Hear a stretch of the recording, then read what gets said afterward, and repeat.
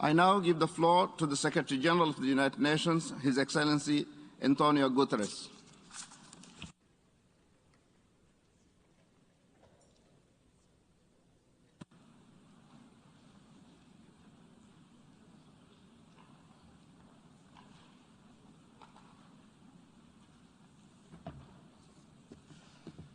Mr. President of the General Assembly, Excellencies, ladies and gentlemen, we meet in the face of the most serious global peace and security crisis in recent years, and certainly in my time as Secretary General. Our world is facing a moment of peril.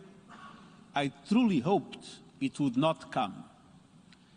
The latest developments regarding Ukraine are a cause of grave concern, and they include reports of increased ceasefire violations across the contact line and the real risk of further escalation on the ground. My thoughts are with all those who have already suffered so much death, destruction, and displacement. The history of this conflict is complex, and at least two permanently opposing narratives. I know that their authors will never agree on what happened in the past. But in the present situation, one thing is clear.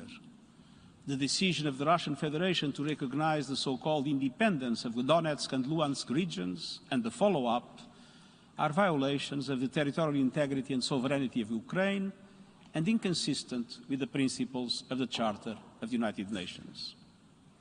And here, in this hallowed hall, I must emphasize that this action is also inconsistent with the landmark resolution adopted by the General Assembly more than half a century ago. I refer to the Declaration on Principles of International Law concerning friendly relations and cooperation among states in accordance with the Charter of the United Nations. This so-called Friendly Relations Declaration was adopted during the General Assembly session marking the 25th anniversary of the United Nations. And the Friendly Relations Declaration, which has been cited repeatedly by the International Court of Justice as representing international law, sets out several vital principles that are highly relevant to today's session. In particular, I would note the principle of sovereign equality of states and the affirmation that the territorial integrity and political independence of the state are inviolable. Other resolutions of the General Assembly are also fully behind the sovereignty, political independence and territorial integrity of Ukraine within its internationally recognized borders. Mr. President, the Minsk agreements approved by the Security Council and that I strongly supported from the beginning were surviving in an intensive care unit thanks to a number of life support devices. But now those devices have been disconnected. We must also be concerned about preserving the integrity of peacekeeping. The United Nations has a long and recognized experience deploying peacekeeping operations which only take place with the consent of the host country. Mr. President, it's time for restraint, reason, and de-escalation. There is no place for actions and statements that would take this dangerous situation over the abyss. It's time to establish a ceasefire and return to the path of dialogue and negotiations to save the people in Ukraine and beyond from the scourge of war. I urge all parties to make full use of Article 33 of the Charter and its diverse instruments of pacific settlement of disputes. Mr. President, the United Nations system is continuing to support the people in Ukraine through our human rights and humanitarian work. Our human rights monitoring mission has 7 offices throughout the country on both sides of the contact line, documenting civilian casualties, monitoring freedom of movement, and reporting on allegations of human rights violations. Our humanitarian operations are independent of whoever might control the territory where people are living. Even before this latest escalation, 2 million people in Ukraine needed humanitarian assistance. And since the start of 2022 alone, we and our partners have delivered 140 metric tons of life-saving aid across the contact line. Here again, our actions are based entirely on humanitarian principles endorsed by the General Assembly. United Nations humanitarian assistance is guided by 4 humanitarian principles: humanity, neutrality, impartiality, and independence. And these priorities are central to establishing and maintaining access to affected people, including those in the context of an armed conflict. The General Assembly has repeatedly underscored the importance of promoting and respecting these principles within the framework of humanitarian assistance. Our humanitarian agencies are committing to staying and delivering to support the people in Ukraine and are ready to readjust and reprioritize their operations as necessary. As we sadly know all too well, in conflict, civilians, including women and children, always suffer first and suffer most. If the conflict in Ukraine expands, the world could see a scale and severity of need unseen for many years. I urge all sides to allow safe and unimpeded access by humanitarian agencies, including in non-government controlled areas of eastern Ukraine. All parties must uphold their obligations and international humanitarian law. Mr. President, I'm fully committed to support all efforts to resolve this crisis without further bloodshed. My good offices remain available. We cannot and will not relent in the search for a peaceful solution. Thank you.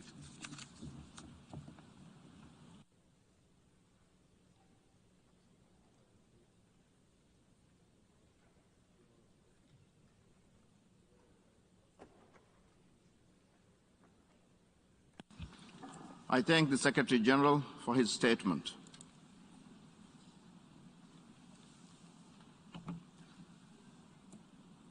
I now give the floor to the distinguished Foreign Minister, His Excellency Dmytro Kuleba, Minister for Foreign Affairs of Ukraine.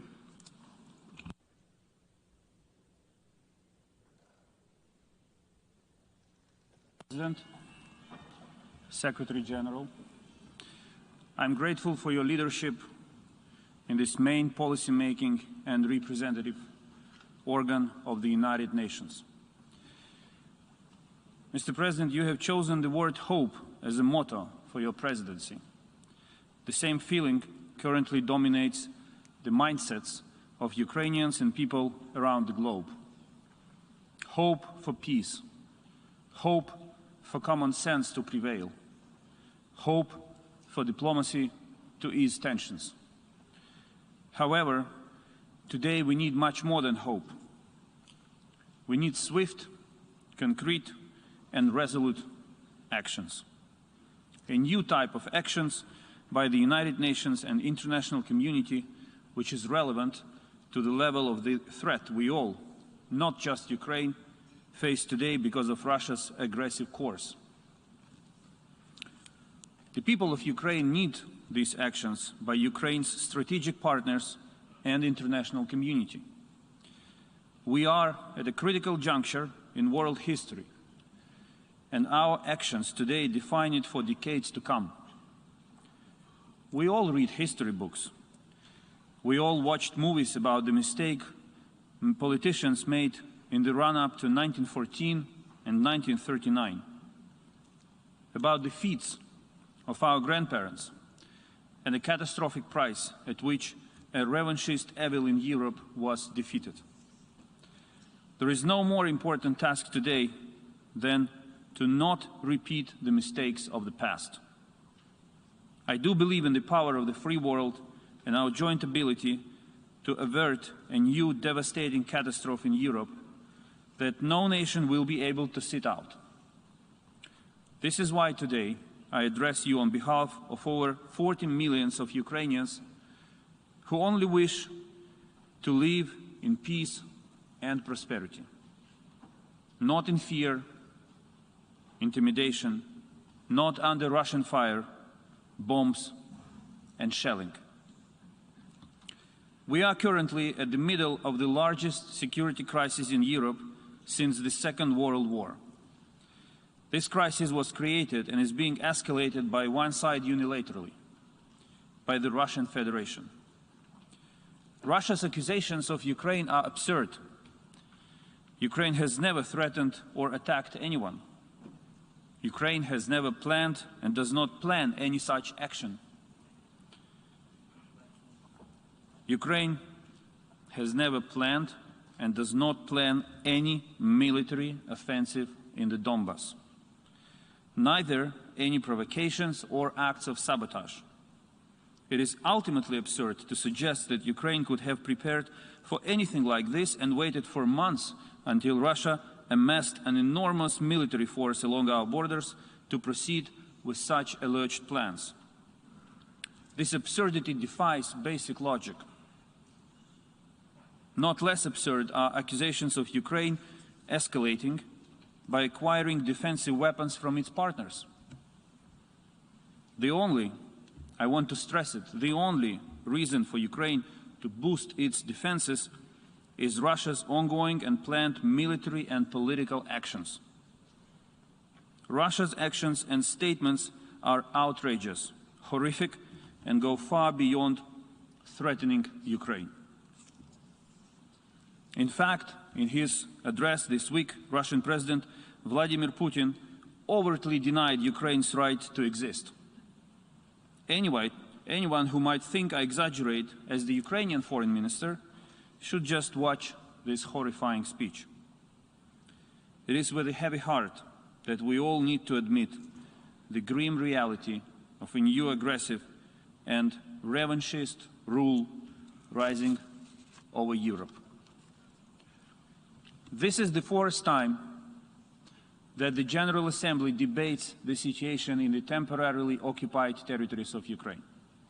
However, this is the first time we debate the situation in the new reality created by the illegal recognition of two territories of Ukraine by Russia. And the backdrop of our discussion today is much more dangerous, as Russia attacked the very fundamental principles of international peace and security, the pillars of the United Nations, and, as I mentioned, the very existence of the Ukrainian state, a founding member of the United Nations. Ukraine, that signed the UN Charter in San Francisco in 1945 and made the principle enshrined in Article 2 of the Charter a cornerstone of its foreign policy. A state that voluntarily gave up its nuclear arsenal under the security assurances of nuclear powers. A state that has endured years of assault by one of these powers, a permanent member of the United Nations Security Council. 2 days ago, on February 21st, the Russian president recognized so-called independence of the temporarily occupied parts of the Donetsk and Lugansk regions of Ukraine and ordered the deployment of the Russian armed forces in these areas. This is an on-front attack on the United Nations and core principles of international law, an ultimate blow to years of peace process and Russia's unilateral withdrawal from the Minsk agreements. What is happening right now in eastern Ukraine, where Russian tanks are rolling in, and along the Ukrainian borders, where Russian forces are amassed in enormous quantities, must be a concern for everyone, for all of you. I warn every nation in this distinguished chamber, no one will be able to sit out this crisis if President Putin decides that he can move forward with his aggression against Ukraine. Your governments and your people will face painful consequences together with our government and our people.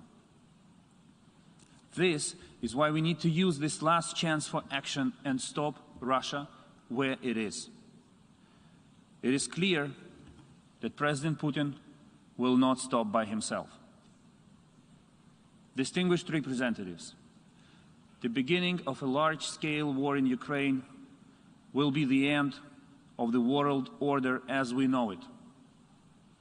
If Russia does not get a severe, swift, and decisive response now, this will mean a total bankruptcy of the international security system and international institutions which are tasked with maintaining the global security order.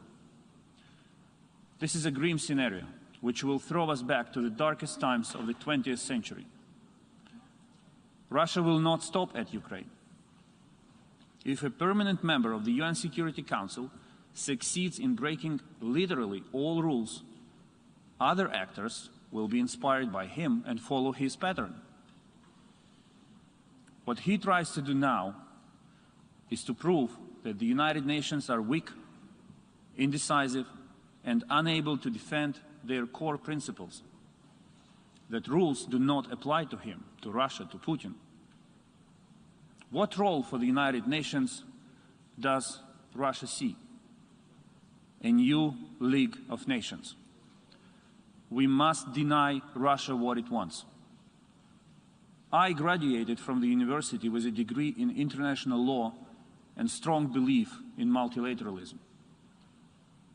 Many years after practicing diplomacy, I still do believe in both rules containing aggression and the power of our collective and firm action. If the United Nations make a pivot right now to become a strong and proactive player which is not afraid of resolute actions and using all of its might and powers, I am confident that Russia will stop. In this context, I welcome yesterday's statement by the United Nations Secretary General, which is truly different in tone. We need decisive actions of the same kind to follow these right words. Russia shows signs of readiness to further escalate its aggression against Ukraine, and we have limited time to stop, deter, and contain it. Every hour of inaction now is a threat to the lives of Ukrainians. Not only military, but also civilians, including women and children. This is an escalating threat to our collective global security and to our freedom. Ukraine expects decisive, immediate, and proportional actions by the international community. The United Nations is the organization that has to demonstrate leadership, not just condemnations. Concrete actions to stop the Russian machine of war without stepping into a bloody conflict with many thousands of casualties, devastation, and suffering. I do not want this. Ukraine doesn't want this. The world doesn't want this. We need your help right now to stop Russia from proceeding with its aggressive plans. Ukraine believes in diplomacy.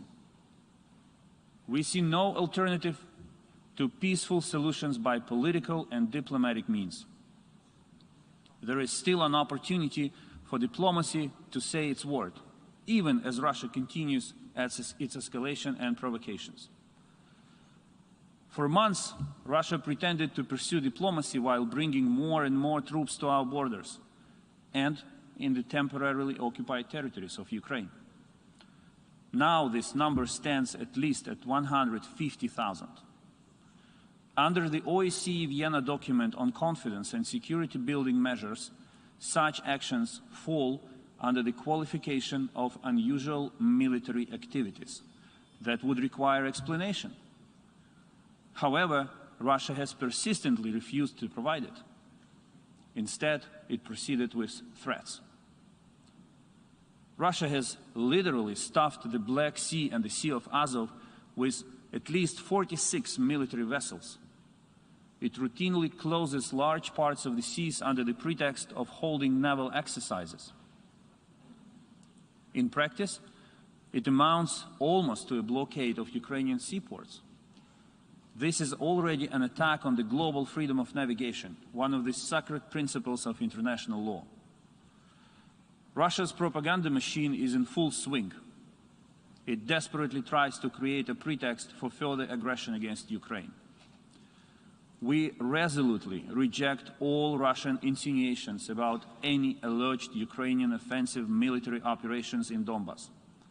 We do not hold or plan any such actions. We remain committed to political and diplomatic settlement, and together with our partners we maximize efforts to reduce tensions and keep the situation in line with diplomatic dialogue.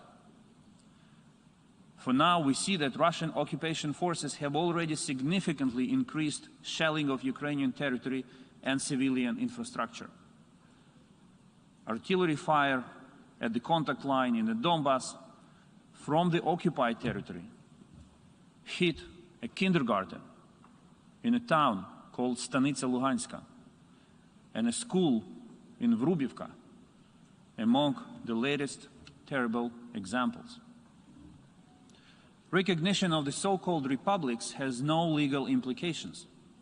It merely confirms Russia's own involvement as a party to the armed conflict in Donbas, which Russia vehemently denied all these years. The situation in the occupied Donbas has already been terrible for years, with residents living in the atmosphere of fear, lawlessness, and insecurity. The infamous secret prison called Izolatsiya in the occupied Donetsk remains inaccessible for human rights and humanitarian missions. It continues to function as a literal concentration camp in Europe in the 21st century. Hundreds of people have passed through this camp and were subjected to heavy forced labor, humiliation, tortures. Cases of extrajudicial killings have been reported too. Russia continues to block the release of the illegally detained persons.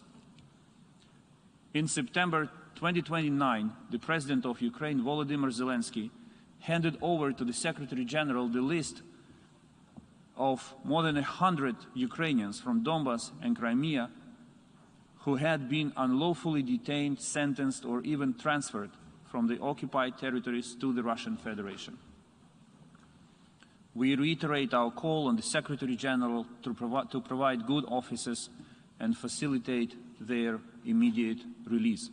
And I appreciate the readiness of the Secretary General to do so. Mr. President, today, Ukraine defends not only global security, but also freedom, democracy, and fundamental principles of international law. Peaceful life and the future of millions of people in Europe and around the globe rely on the rules that Russia tries to destroy. Diplomacy and international fora must prevail and stop the Russian aggression. Since 2014, the General Assembly has already adopted 11 resolutions reaffirming its commitment to Ukraine's territorial integrity and condemning the temporary occupation of Ukraine's territories by Russia. The General Assembly has not and will not accept the Russian mantra that the case of Crimea is closed, end of quote.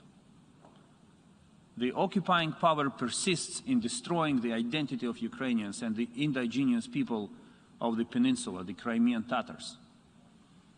Since 2014, more than 64,000 Ukrainian citizens have had to leave Crimea and moved to mainland Ukraine due to fear, persecution for political and human rights activism, discrimination on ethnic and religious grounds. Political persecutions continue unabated. Among many others, Mr. Nariman Zhelalov, deputy head of the Mejlis of the Crimean Tatar people, participant of the International Crimea Platform Summit, remains behind bars. He is one of more than 100 political prisoners of the Kremlin. On February 16, a court in Simferopol sentenced journalist Vladislav Yesipenko on trumped-up charges to 6 years in prison. He is one of 14 Ukrainian journalists kept by Russians in prison. Russia may continue to pretend it doesn't violate any international norms and principles. Yet, reports by the UN Security Secretary General, Office of the High Commissioner for Human Rights, OSCE, their missions, as well as the report of the International Criminal Court prosecutor, all testify to the contrary. If Russia doesn't agree with all the mentioned resolutions and reports, it should simply provide access to Crimea, to the United Nations Human Rights Monitoring Mission in Ukraine, and the OSCE Special Monitoring Mission. The access of international organizations to the occupied territories is critical. Ukraine guarantees such access throughout the government-controlled territory and continues to demand from the Russian side to do the same in the occupied territories. Esteemed members of the General Assembly, the whole world witnesses today that Russia turns to threatening and blackmailing the global community to close the Crimea case. End of quote. It is, in fact, one of the points in the long list of its recent so-called security demands. Ukraine continues efforts to achieve the occupation of Crimea by peaceful means. The Crimea platform is a tool designed exactly for that end. We are truly thankful to all the countries supporting the International Crimea Platform. Your active involvement in the platform is a sound foundation for our future success. We are open to new members, and I call on you to join the Crimea Platform. Be it states or international organizations, you are welcome. We expect the United Nations will find proper modalities to engage with this initiative established on the principles of the UN Charter. Mr. President, dear colleagues, Ukraine made a historic contribution to global security. In 1994, we denuclearized, giving up the world's third largest nuclear arsenal. We have no plans to regain nuclear weapons. Today, we expect the world reciprocally to ensure our security with relevant scale and resoluteness of actions in the face of a historic level of threat. This is the reason why Ukraine requested urgent consultations under Article 6 of the Budapest Memorandum. The world owes Ukraine its security. Ukrainian President Volodymyr Zelensky initiated a new format of negotiations to settle the security crisis created by Russia. 5 permanent members of the United Nations Security Council, plus Ukraine, Germany, and Turkey. This is the format that we are trying to convene. I reaffirm that Ukraine proposed some years ago to deploy a UN peacekeeping mission to Ukraine. Until now, the United Nations Security Council has failed to take necessary decisions. Ukraine proposes to combine stark sanctions policy and strengthening of Ukraine together with keeping diplomatic channels open to persuade Russia to de-escalate and prioritize diplomacy. We urge member states to use all available means to protect Ukraine and deter Russia. Whatever action you can take is appreciated. We are grateful for the actions already taken by many of you. We expect the international community to do its best to put out the fire in the center of Europe, which is about to flare up. The Russian security crisis must end with Russia returning to the path of diplomacy. We call on all states and international organizations not to recognize any alteration of the status of the certain areas of the Donetsk and Lugansk regions of Ukraine, and to refrain from any action of dealing that might be interpreted as recognizing any such altered status. The absence of proper reaction or a neutral stance will only contribute to further escalation and sufferings. And, I regret to say it, it will not be limited to Ukraine's border and territory. On the contrary, active diplomacy, strong political messaging, tough economic sanctions, and strengthening Ukraine can still force Moscow to abandon aggressive plans. Swift and resolute actions by the United Nations can reclaim the organization's leading role at this historic and dark moment. Russia must withdraw its forces from the sovereign territory of Ukraine. Russia must stop destabilizing the international security situation. We Ukrainians want peace, and we want to resolve all issues through diplomacy. We stand ready for all possible scenarios and ready to protect our land and our people if Russia further attacks. Ukraine will not hesitate to exercise its inherent right of self-defense as outlined in Article 51 of the Charter of the United Nations in response to the armed attacks of the Russian Federation. These days, we have probably the last window of opportunity to do what Russia does not expect the United Nations and its member states to do. Demonstrate unprecedented ability and readiness to act in order to stop aggression. No matter what relations you develop among each other, it is your ultimate duty to defend the Charter of the United Nations. I thank you.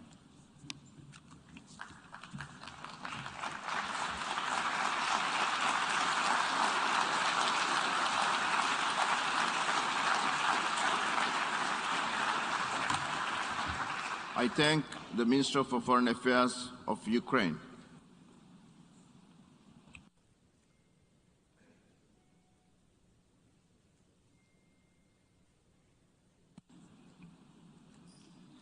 Now I give the floor to His Excellency Lord Ahmed, Minister for South Asia and North Africa, the United Nations, Commonwealth at the Foreign Commonwealth and Development Office of the United Kingdom.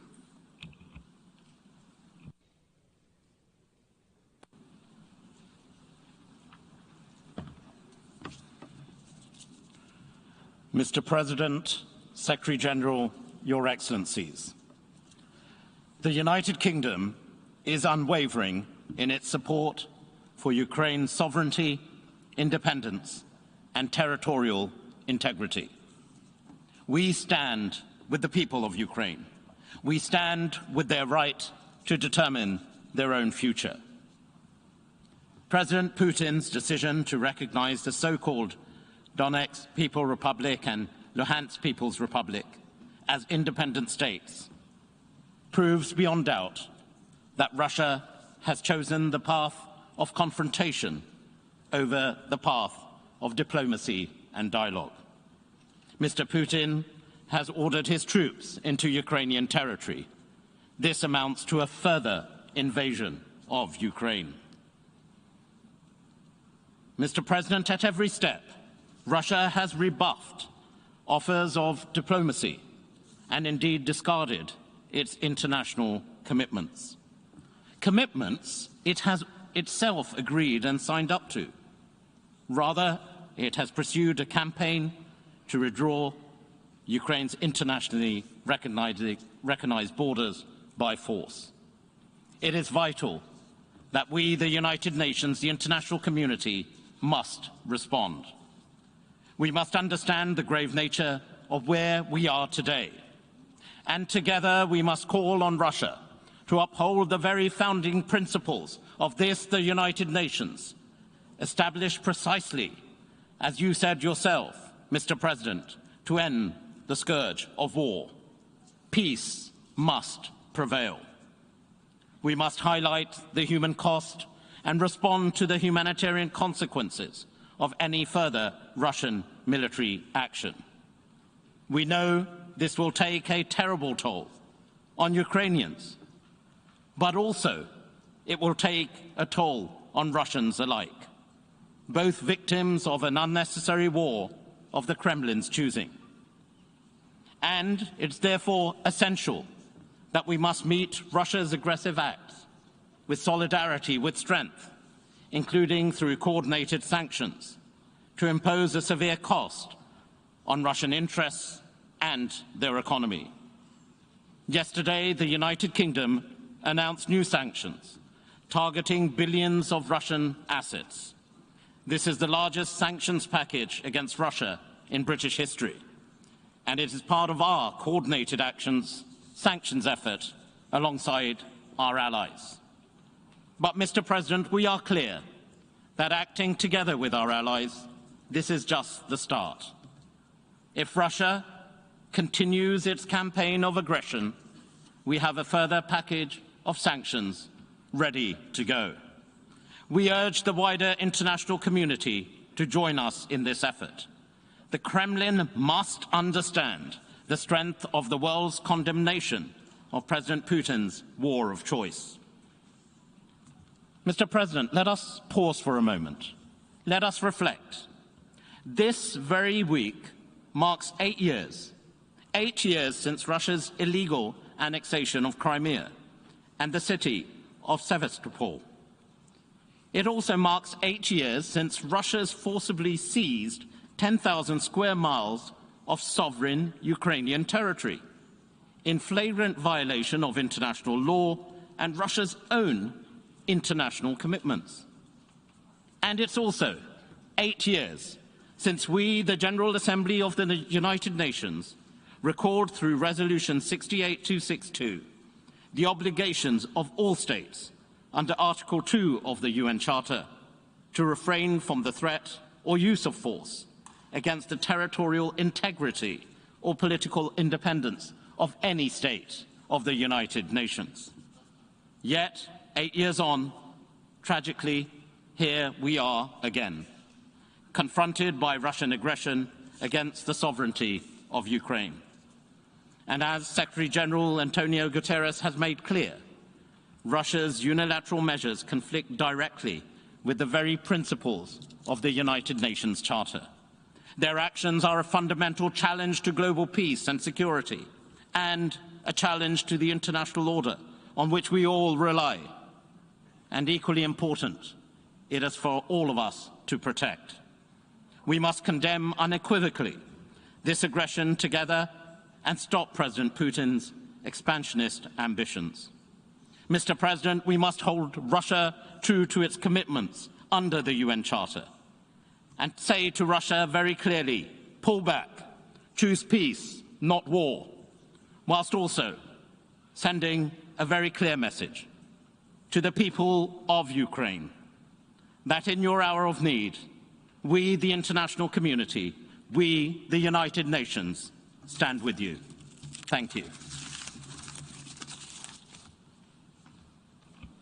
I thank the Minister for South Asia, North Africa, the United Nations, and the Commonwealth at the Foreign and Commonwealth Development Office of the United Kingdom.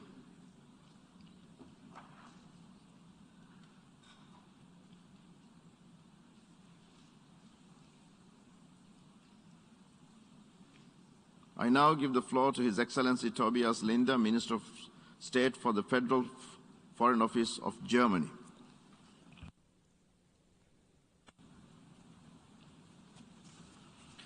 Mr. President, Excellencies, ladies and gentlemen, we meet today in a time of challenge. A couple of days ago, the President of a member state of this organization put into question the statehood of another distinguished member of this organization. He said, and I quote, "Ukraine actually never had stable traditions of statehood," unquote. We must take this sentence very seriously. Some important questions arise. What does it mean for this organization if one state construes the existence of another state as a regrettable accident of history, thereby questioning its right to exist? What does it mean for a common objective of promoting peace and development if more countries try to roll back history in a similar way? What does it mean for the multilateral rules-based order if states think they can, due to their own view of history, domineer over other states and put them under tutelage? We still do not have answers to all of these questions. What is clear already now, Russia's decision to recognize the self-proclaimed so-called People's Republics of Donetsk and Luhansk could be a deadly blow for the international rules-based order, for the way this organization has functioned over the last decades. Russia is violating the core principles of the UN Charter. We need to close ranks and strongly reject such action. If not, then what has hit Ukraine today could happen to other UN member states tomorrow. Everybody in this assembly should be aware of this. It is therefore with utmost gratitude that we took note of the Secretary General's words. He said, The principles of the UN Charter are not a menu a la carte. They cannot be applied selectively. Member states have accepted them all, and they must apply them all. Ladies and gentlemen, there is nothing to add to these crystal clear words. Russia's irresponsible and provocative action comes at a time of a massive military buildup alongside Ukraine's borders. We have seen a concerning flare-up of ceasefire violations along the line of contact. We have witnessed a disturbing flow of disinformation and false flag operations meant to create pretexts for military incursion. This time of increased tensions, where people's lives are at risk, would have been the time to go for de-escalation, to heed the Security Council's repeated calls for diplomatic efforts. Instead, Russia chose to again attack Ukraine's sovereignty and territorial integrity 8 years after Russia had illegally seized and annexed Crimea. The General Assembly condemned this UN Charter violation, and it should do so again.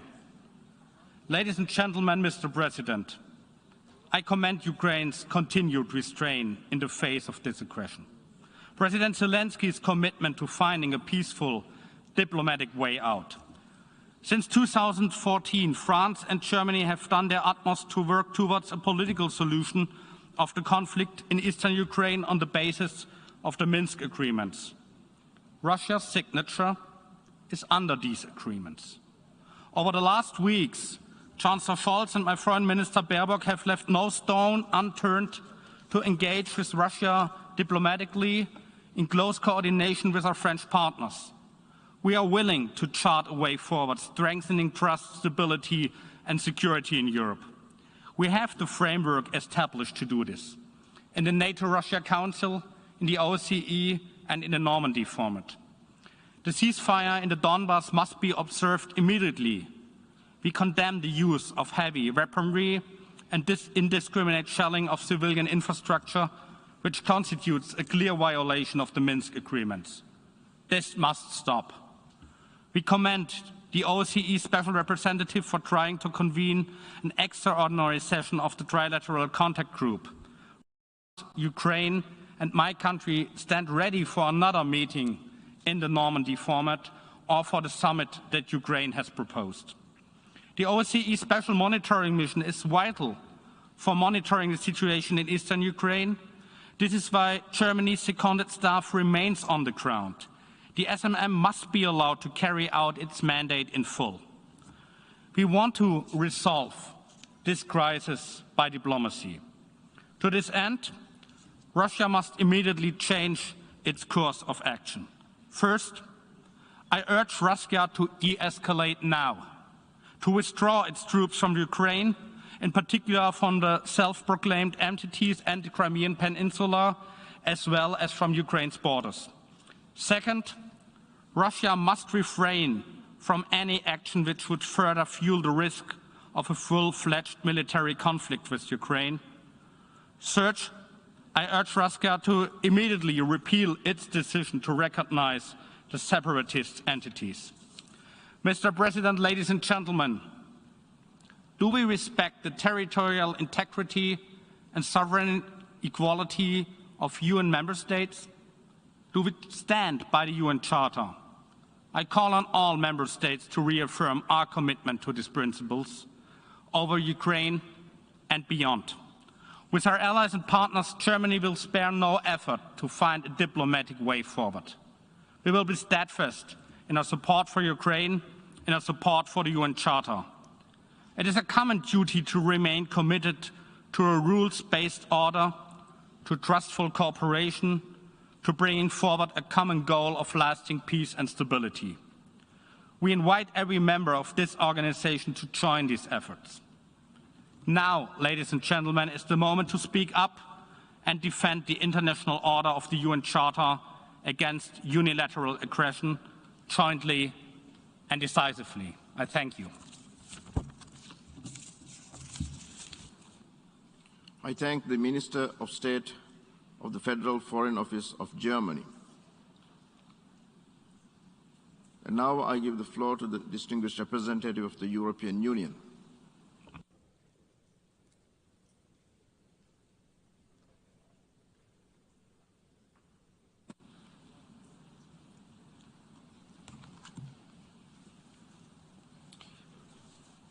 Thank you, Mr. President, and thank you, Mr. Secretary General, for your presence and for your briefing this morning, and for, with the legal, moral, and political authority of your office, clarifying the implications of what we are now seeing on the European continent and how it relates to the UN Charter.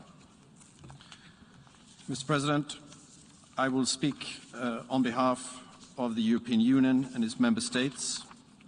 North Macedonia, Montenegro and Albania, Bosnia and Herzegovina, Iceland and Norway, Georgia and Monaco align themselves with this statement. Mr. President, the European Union recalls its unwavering support to the sovereignty, territorial integrity and independence of Ukraine within its internationally recognized borders. We strongly condemn the decision by the President Putin to recognize the non-government-controlled areas of Donetsk and Luhansk oblasts of Ukraine as independent entities and the ensuing decision to send Russian troops into these areas. If there was any uncertainty, the Secretary General has made clear that the decision of the Russian Federation is a violation of the territorial integrity and sovereignty of Ukraine and inconsistent with the principles of the Charter of this United Nations. They undermine Ukraine's sovereignty and independence and are a severe breach of international law and international agreements, including the UN Charter, Helsinki Final Act, Paris Charter, and the Budapest Memorandum. With this decision, Russia is clearly violating the Minsk agreements. The European Union strongly condemns Russia's continued aggression against Ukraine, including through the unprecedented military buildup near the border with Ukraine and in the Black Sea, and through the deployment of combat forces in and the joint drills with Belarus, and calls on Russia to de-escalate, to abide by international law, and to engage constructively in dialogue through the established international mechanisms. The EU is responding to these latest violations with additional restrictive measures, including on all economic relations with the non-governmental controlled areas, as well as designations against individuals and entities responsible for undermining the territorial integrity of Ukraine, in coordination with our partners. Russia's past and present actions against Ukraine are not a matter just for Ukraine or for Europe. They have severe global implications. Violations of fundamental principles of international law and the UN Charter directed towards another state is of serious global concern. These rules apply to all, and permanent members of the Security Council have particular responsibility in upholding the Charter. The EU fully subscribes to and for its part reaffirms our full commitment to the core principles of European security, enshrined in the UN Charter and the commitments Russia itself has subscribed to. This includes notably the sovereign equality and territorial integrity of states, the inviolability of frontiers, refraining from the threat or use of force, and the freedom of states to choose or change their own security arrangements. These principles are neither negotiable nor subject to revision or reinterpretation. Their violation by Russia is an obstacle to a common security space in Europe and threatens the peace and stability in Europe and worldwide. What is happening in Ukraine affects the security of each and every UN member state. We therefore call on Russia to respect the principles of the Charter, to de-escalate and to engage in the kind of meaningful diplomacy that we have offered and that the Secretary General has reiterated and supported. Mr. President, we call on Russia to constructively engage in the Normandy format and the Trilateral Contact Group to achieve the full implementation of the Minsk agreements endorsed by the Security Council Resolution 2202. Russia needs urgently to de-escalate tensions caused by the military buildup along its border with Ukraine and on Crimea, and cease the provocation and aggressive rhetoric. Russia must change course and constructively contribute to negotiations in the Normandy format and the Trilateral Contact Group in line with what was agreed in recent N4 meeting in Paris and Berlin. We welcome the OSCE Special Representative's attempts to convene extraordinary sessions of the Trilateral Contact Group to diffuse tensions, and we expect Russia to accept the invitation to such a meeting in the future. We also call on Russia to immediately stop fueling the conflict and remove Russian troops and hardware illegally deployed in areas currently not under the control of the government of Ukraine. The EU strongly condemns the recent increase of ceasefire violations, as well as orders for mobilization issued by the de facto authorities in areas currently not under control of the government of Ukraine. We condemn the use of heavy weaponry and recalls that the shelling of civilian infrastructures represents a clear violation of the ceasefire, the Minsk agreements, and international humanitarian law. The EU commends Ukraine's posture and restraint in the face of continued provocations and efforts at destabilization, as we've just heard from this rostrum this morning by the Foreign Minister. The EU underlines the role of the OSCE as the appropriate forum to address security concerns of all interested parties, including Russia. EU member states are ready to engage in strengthening the existing mechanisms to ensure military transparency and predictability, and to support efforts regarding arms control, in particular within the OSCE framework. In this regard, we urge Russia to abide by its commitments under the Vienna document, and notably to provide full transparency on its military activities in the region, to host visits to the areas which are the cause of concern, to take significant and verifiable steps to de-escalate the situation, and to provide information on the reported redeployment of Russian units from the locations of military exercises. We also express our support for the valuable engagement of the OSCE Special Monitoring Mission, the SMM, and its impartial monitoring. We are therefore deeply concerned by Russia's continued actions to obstruct the presence of the SMM in the non-government controlled areas of Ukraine. The SMM is mandated to monitor the entire territory of Ukraine within its international recognized borders, including the Autonomous Republic of Crimea and the city of Sevastopol. We urge Russia to respect the mandate of the SMM as agreed by all participating states, and ensure that all restrictions affecting the mission's work are lifted immediately. We once again applaud the targeting of assets of the mission. The volatile security situation in eastern Ukraine has an immense impact on the civilian population, in particular persons in the most vulnerable situations living in the non-government controlled areas and along both sides of the contact line, where people are under continuous threat of shelling, and we share a profound concern for their sufferings. As a result of the conflict, 2.9 million Ukrainians are still in need of humanitarian assistance. We call on the sides to respect international humanitarian law and guarantee unhindered and sustained access for humanitarian actors, including UNHCR and other UN agencies, as well as national and international NGOs, to all people in need. The EU, together with its 27 member states, is the biggest donor of humanitarian aid to Ukraine since the beginning of the conflict. The EU will continue to support humanitarian organizations. Mr. President, let me turn to the situation in Crimea. These days, we commemorate 8 years since the beginning of the hostile Russian political and military actions against the sovereignty and territorial integrity of Ukraine, leading to the illegal annexation of the Autonomous Republic of Crimea and the city of Sevastopol by the Russian Federation. This illegal annexation and Russia's subsequent actions on the peninsula and in surrounding waters are in blatant breach of international law and of key principles of the rules-based international order. They remain a direct challenge to international security, with grave implications for the international law that protects the sovereignty, territorial integrity and unity of all states. In line with the resolutions of this General Assembly, the EU reconfirms its condemnation of this violation of international law and continues to implement its consistent non-recognition policy of the illegal annexation, including through restrictive measures, together with transatlantic partners. As stated in Resolution 68262, the so-called referendum organized by Russia on the Crimean Peninsula in March 2014 has no legal validity.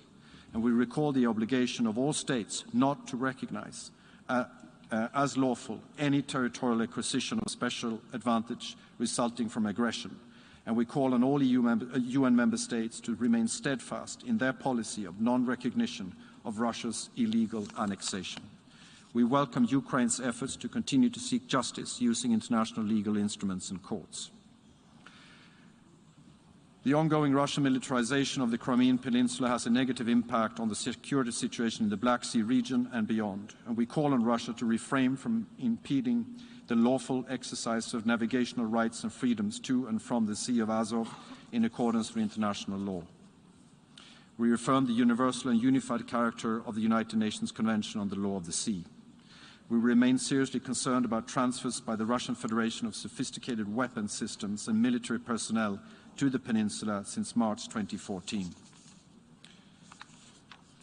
As documented in the reports by the UN High Commissioner for Human Rights, Russian citizenship and conscription in the armed forces of the Russian Federation have been imposed on Crimean residents in violation of international humanitarian law. Russian legislative elections have been illegally held in the legally annexed Crimea, and a population census conducted in an attempt to legitimize the illegal annexation of the peninsula. All these developments are extremely worrying and hostile. The EU remains deeply concerned about the severe deterioration of human rights situation in the Crimean Peninsula since its illegal annexation by the Russian Federation. Residents of the peninsula face systematic violations of human rights and fundamental freedoms, such as the rights to freedom of expression, religion or belief and association, and the right to peaceful assembly. Arbitrary detentions and convictions remain systemic. In particular, the human rights situation of the Crimean Tatars have been targeted. In accordance with the UN General Assembly Resolution 76179, adopted last December, it is crucial that regional and international human rights monitoring mechanisms, as well as non-governmental human rights organizations, are granted proper and unimpeded access to the Autonomous Republic of Crimea and the city of Sevastopol. Journalists, media workers, human rights defenders and defense lawyers should be able to work independently and without undue interference and intimidation. Mr. President, the EU reaffirms our commitment to further support Ukraine's resilience, including encountering cyber and hybrid threats and tackling disinformation. The EU underlines the importance of Ukraine's reform agenda based on democracy, rule of law, respect for international law and human rights. In conclusion, Mr. President, let me reiterate once again our firm belief that tensions and disagreements must be resolved through dialogue and diplomacy, and that this issue is not only a matter of regional concern, but of a global. Threats and violations of international law, including the UN Charter, affect all member states of the UN and all people of the world. I thank you very much. I thank the distinguished representative of the European Union.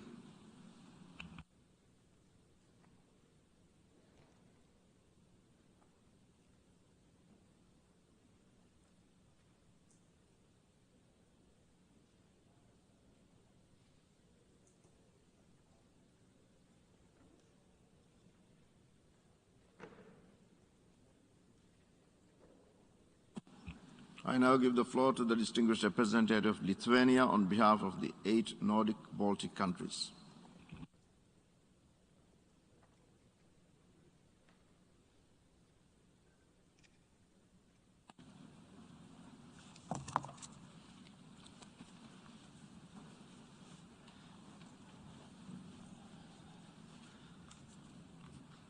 Mr. President, Secretary General, Excellencies, I have the honor to speak on behalf of the 8 Nordic Baltic countries, Denmark, Estonia, Finland, Iceland, Latvia, Norway, Sweden, and my own country, Lithuania. All our countries have aligned with the statement of the European Union. Mr. President, despite the repeated calls for serious de-escalation by the UN Secretary General and recent intensive diplomatic efforts at all levels, Russia keeps dramatically escalating its aggressive actions against Ukraine. We strongly condemn the decision by President Putin to recognize the non-government controlled areas of Donetsk and Luhansk Oblast of Ukraine as independent entities and the ensuing decision to send Russian troops into these areas under the pretext of so-called peacekeeping. We call on Russia to reverse these decisions. As clearly stated by UN Secretary General and political leaders of our countries, these illegal acts further undermine Ukraine's sovereignty and independence and constitute a severe breach of international law and international agreements, including the UN Charter, Helsinki Final Act, Paris Charter, and Budapest Memorandum. We underline that Russian forces in Donetsk and Luhansk Oblast of Ukraine would be nothing else than an invasion of a sovereign state. Calling them peacekeepers, to quote the Secretary General, is the perversion of the concept of peacekeeping. By these illegal acts, Russia is breaking its commitment to work with the Normandy format and the Trilateral Contact Group in finding a peaceful settlement to the conflict. It is also violating UN Security Council Resolution 2202, which requires full implementation of the Minsk agreements. The Russian Federation's use of force against Ukraine is completely unjustified and unacceptable and must be met with unity, firmness, and determination, including through additional sanctions in solidarity with Ukraine.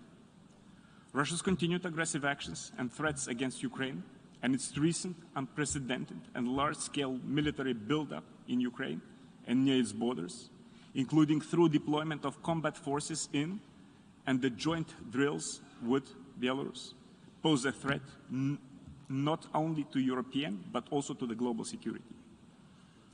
In addition, Russia's increased military presence in the Black Sea and in the illegally annexed Crimean Peninsula, as well as the closure of the large parts of the Black Sea and the Sea of Azov, add to the threat of escalation also in the maritime sphere.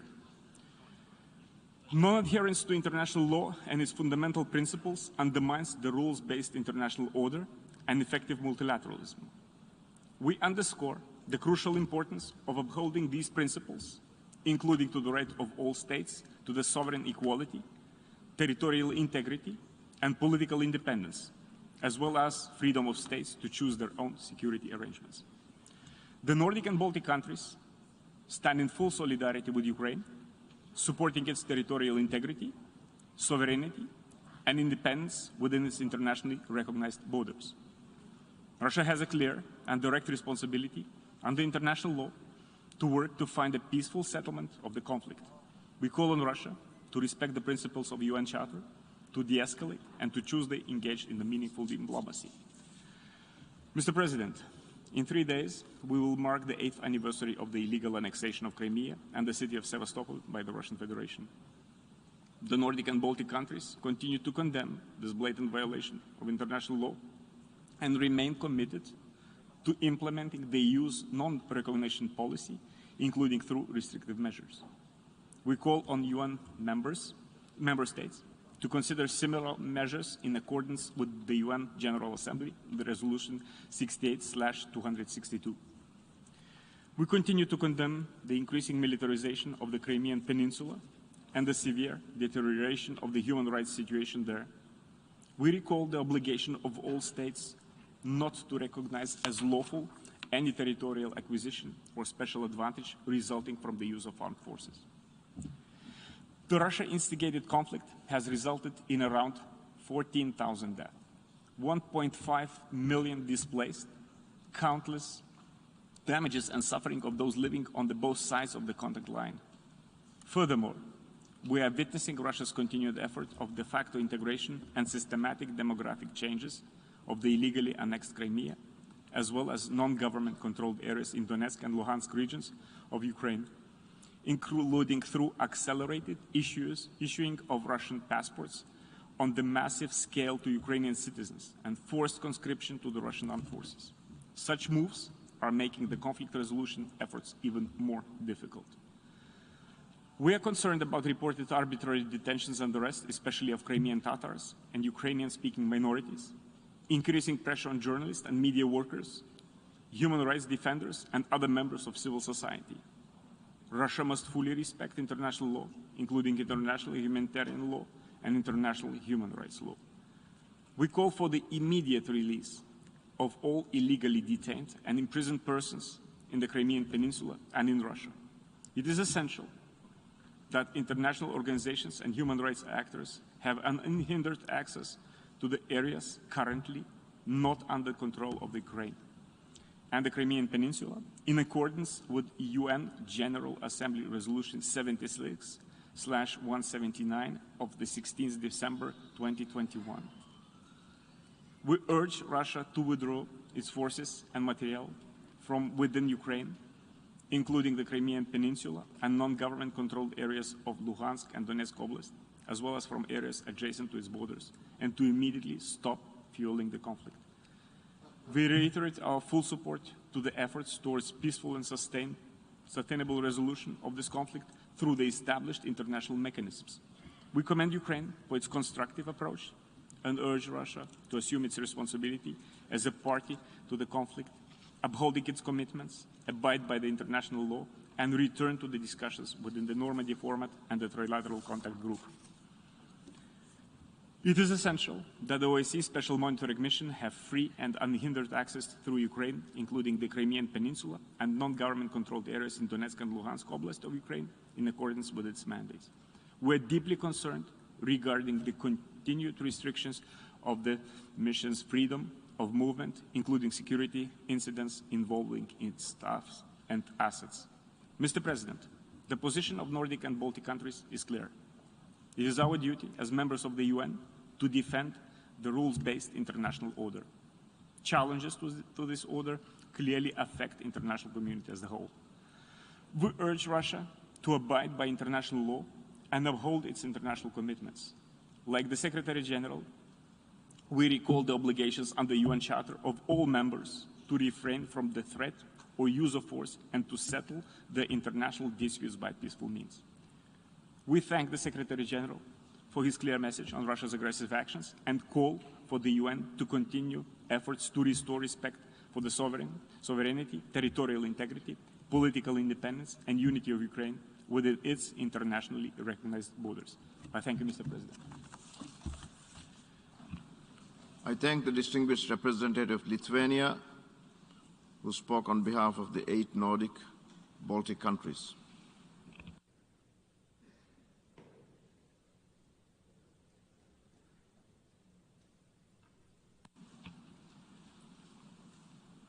I now give the floor to the distinguished representative of the Russian Federation. Господин председатель. Mr. President, Secretary General, I would like to start my statement with a clarification. The agenda item which we are meeting to discuss today has clearly been given the wrong title. If it is supposed to reflect reality, then it should not be temporarily occupied territories, but rather territories lost as a result of the hate-filled policy against its own citizens that Kiev has turned into a national idea after the illegitimate Maidan coup of 2014. As regards those citizens who were not in agreement with that coup, as soon as the current regime came to power, with the tacit endorsement of its Western backers, a policy of systemic deprivation of basic human rights inter alia on ethnic grounds was implemented.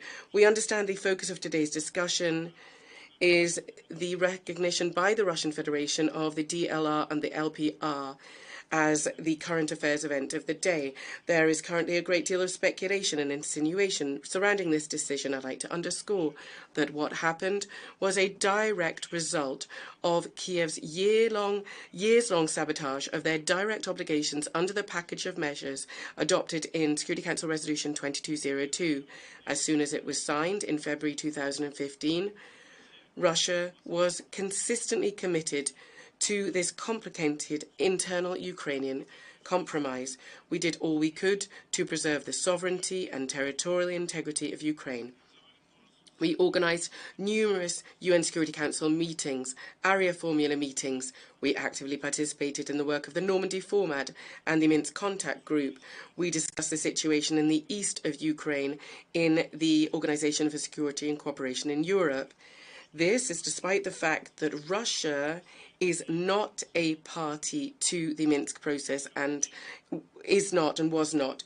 All this was in vain. For 8 years, Kiev continued and is continuing to bomb its own citizens and shirk from direct dialogue with Donbass. It has led, over the past 8 years, the entire international community up the garden path, insisting on its commitment to the Minsk agreements, and but only through its interpretation, and thus has sabotaged the work of the Minsk Contact Group. Most of you don't even understand what the contact group meetings were like. The Ukrainian representatives sabotage the implementation not only of political issues but economic and other issues as well. However, recently the Ukrainian leadership have stopped having scruples. They've told the cameras directly that they do not intend to uphold their commitments. Perhaps the last straw, the last confirmation of this was the fact that the Ukrainian PR unambiguously confirmed this during the Security Council meeting we organised on the 17th of February. However, our Western colleagues did not even urge Ukraine to implement Minsk. It became clear that there were no more prospects for Kiev implementing this document. It is precisely because of Kiev's unwillingness to consider the interests of a broad swathe of its population that since 2014 Ukraine has been at war with its own citizens who do not agree with the Maidan values and the current policy of the authorities. The Ukraine's Western backers did nothing to convince Kiev to heed its own people, thus demonstrating egregious double standards. In any other crisis situation, UN member states call for an inclusive, direct dialogue between the parties to the conflict. If this does not occur, an internal conflict cannot be resolved. However, with Ukraine, everything was completely the other way around. The cornerstone of the package is dialogue, and this has been sabotaged by Ukraine all this time. It is to our great regret that the UN Secretary General today and a few days ago has made some statements regarding what is going on in the east of Ukraine that are not in line with his status and his mandate under the UN Charter. We specifically looked at the statistics and former files and dossiers, and we saw that there was no conflict when the Secretary General, be this the current one or his predecessors, allowed himself to make such statements regarding any country. Regarding the situation in the Ukraine, the Secretary General has raised his voice often to uphold all the requirements of the packet of measures under Security Council Resolution 2202 that directly require all matters to be resolved between agreement with Kiev and Donbass.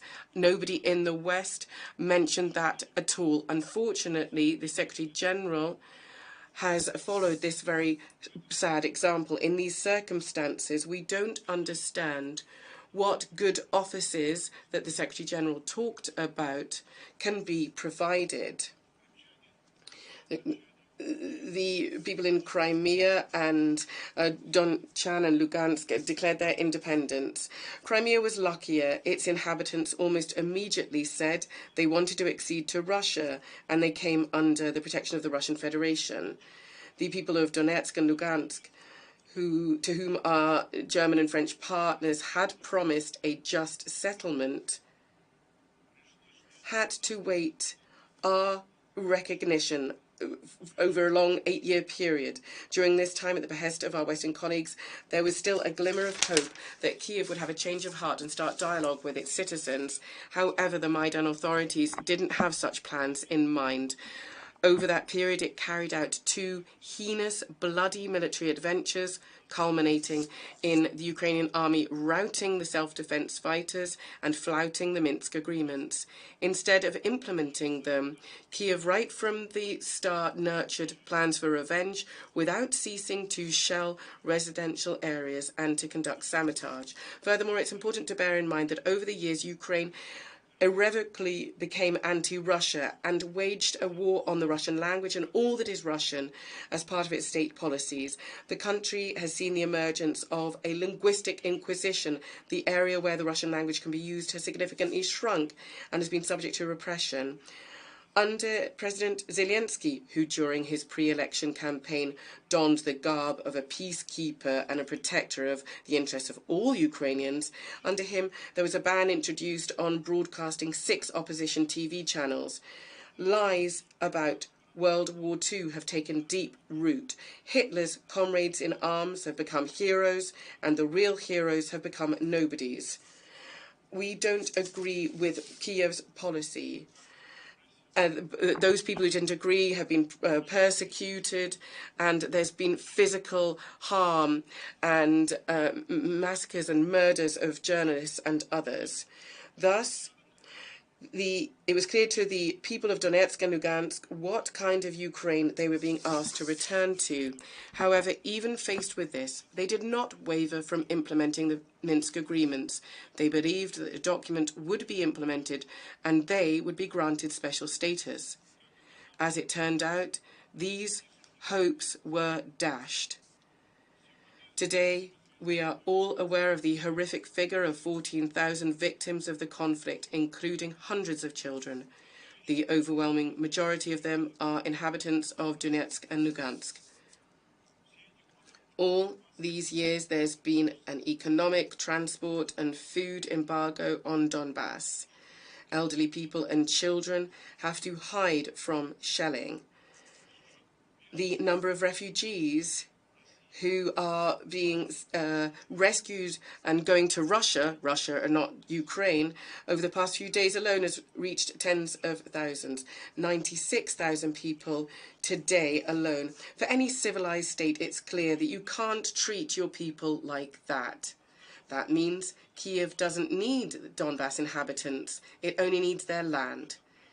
And this is something that President Zelensky said this clearly, telling them that they should get away and go to Russia.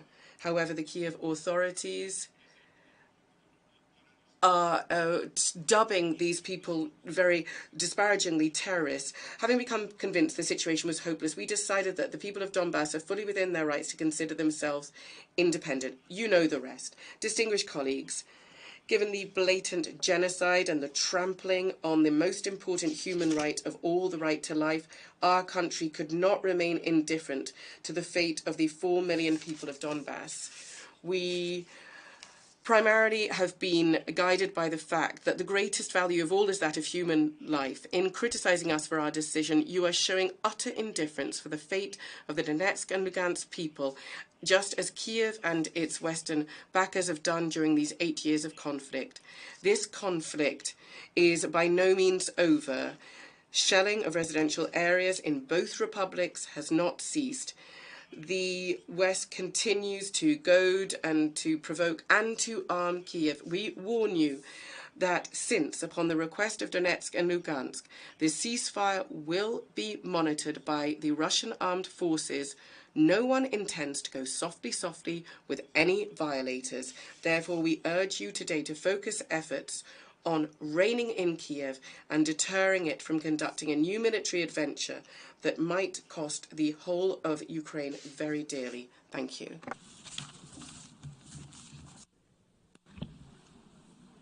I thank the distinguished representative of the Russian Federation. And now I give the floor to the distinguished representative of Japan.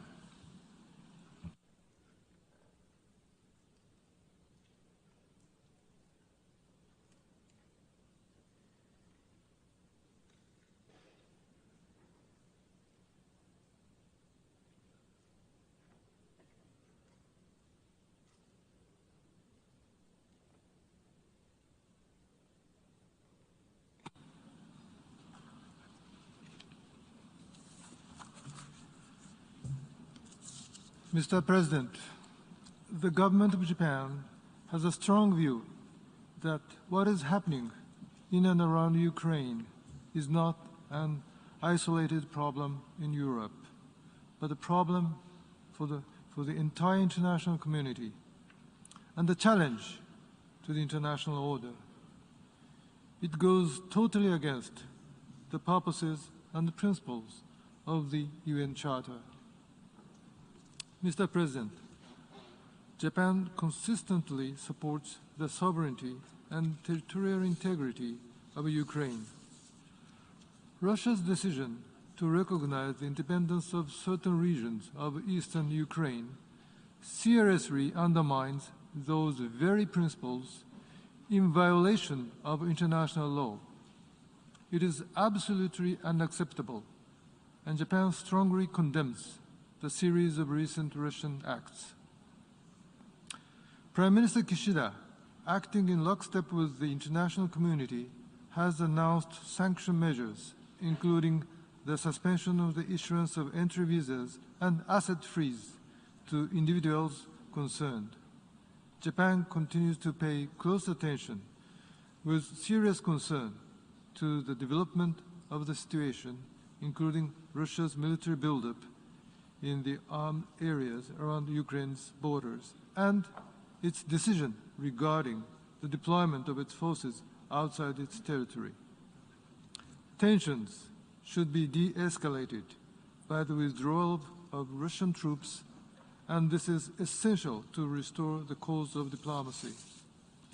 Any threat or use of force against the sovereignty and territorial integrity of states goes against the fundamental principles that underpin the rules-based international order. It is a clear violation of international law, and what is at stake for the member states is the rule of law and the UN Charter itself. Mr. President, Japan expresses its solidarity with the people of Ukraine for the hope come true. Japan has made its own diplomatic efforts for a peaceful solution and supports the efforts of all countries for a serious diplomatic solution to the present crisis.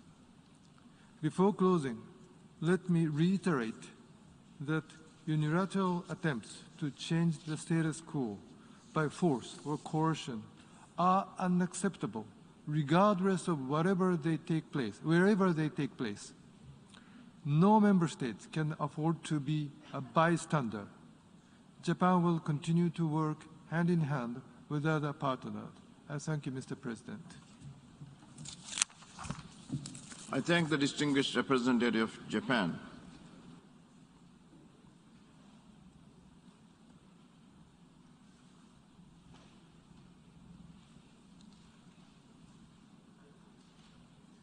And now I give the floor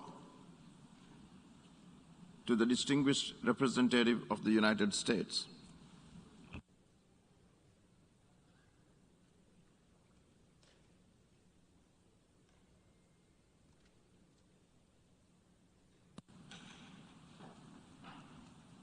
Thank you, Mr. President. Member states of the United Nations, we stand at a crossroads in the history of this body. On Monday, President Putin announced that Russia would recognize as independent states the so-called DNR and LNR regions, part of the sovereign territory of Ukraine, controlled by Russia's proxies since 2014. He then ordered Russian military forces, under the guise of so-called peacekeepers, to deploy to these regions. In the hours that followed, Secretary General Guterres said this was a violation of the territorial integrity and sovereignty of Ukraine and inconsistent with the principles of the Charter of the United Nations. He reaffirmed that to us in his remarks today. In an emergency meeting Monday night, all but one member of the Security Council called for dialogue and diplomacy, which can only happen if Russia abandons its unprovoked further aggression toward Ukraine. Has Russia heeded these calls? No.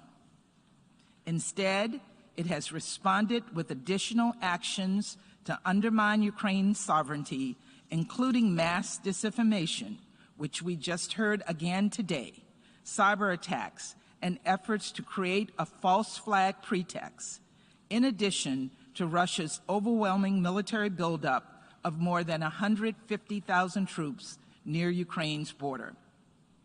Russia's actions have only confirmed what we and other nations have been warning about. Other UN member states must recognize the threat before us all today, before it's too late. Colleagues, there's no middle ground here. Calling for both sides to de-escalate only gives Russia a pass. Russia is the aggressor here. History tells us that looking the other way is ultimately the more costly path. And we need only to look across the past decade for an indication of the path that Russia is taking. Since 2014, Russia has occupied Crimea following its illegal invasion and has been manufacturing and fueling ongoing military conflicts in eastern Ukraine. In recent years, including President Putin's remarks this week, Russian leaders have claimed that Ukraine is not a real country. They have questioned its right to exist. Russia's actions are an unprovoked violation of international law, of Ukraine's sovereignty and territorial integrity, and a direct contradiction of the Minsk agreements. Russia's aggression not only threatens all of Ukraine, but every member state and the UN itself.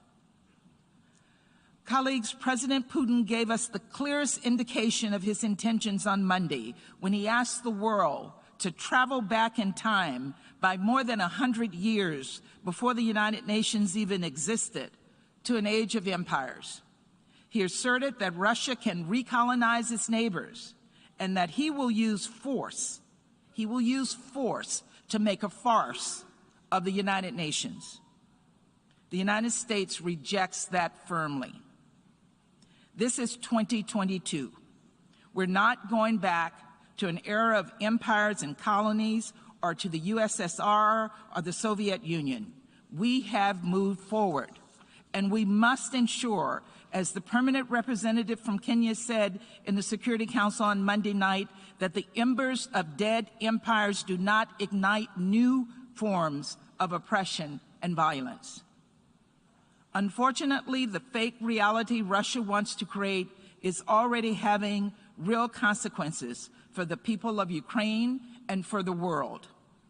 To date, Russia's war in eastern Ukraine has already killed more than 14,000 people, nearly 3 million Ukrainians, half of whom are elderly people and children, need food, shelter, and other life-saving assistance. And of course, ordinary Russians should be asking how many Russian lives Putin is willing to sacrifice to feed his ambitions.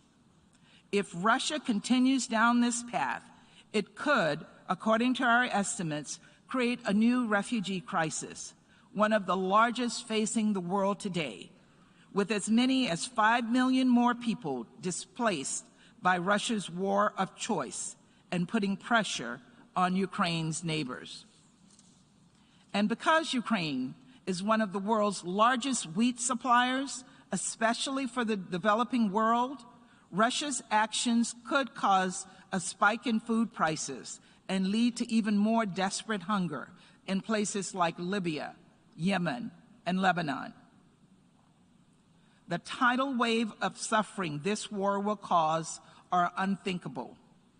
And then there's the broader threat that Russia's actions upend our international system, make a mockery of the UN Charter, and call into question our most fundamental principles of sovereignty, diplomacy, and territorial integrity. Unfortunately, despite these terrible, world-altering outcomes, Russia appears determined to proceed. Together with our partners and allies, President Biden has taken decisive action to make the cost of Russia's actions crystal clear.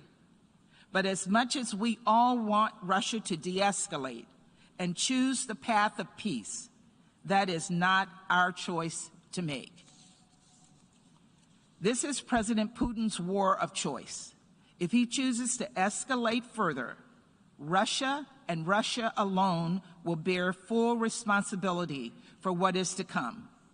What we can do together today is make clear that Russia will pay an even steeper price if it continues this aggression, that responsible countries do not bully their neighbors into submission, that former empires cannot lay claim to sovereign and independent nations. The very first line of the UN Charter states, "We are uniting together," quote, "determined to save succeeding generations from the scourge of war." This right here, right now, is a moment. It is a moment when we can save this generation and the next from that terrible fate. Colleagues, now is not the time to sit on the sidelines. Now is the time to get off of the sidelines. Let us together show Russia that it is isolated and alone in its aggressive actions.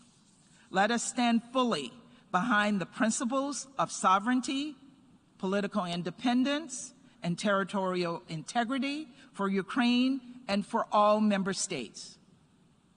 Let us show Russia that every other UN member state believes it is time to de-escalate, to come back to the negotiating table, and to work toward peace so that Ukrainians can live in security and the tenets of the UN Charter can be upheld for future generations to come.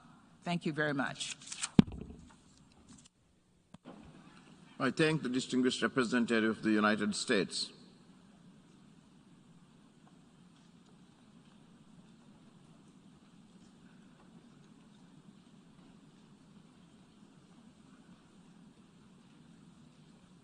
I now give the floor to the distinguished representative of Georgia.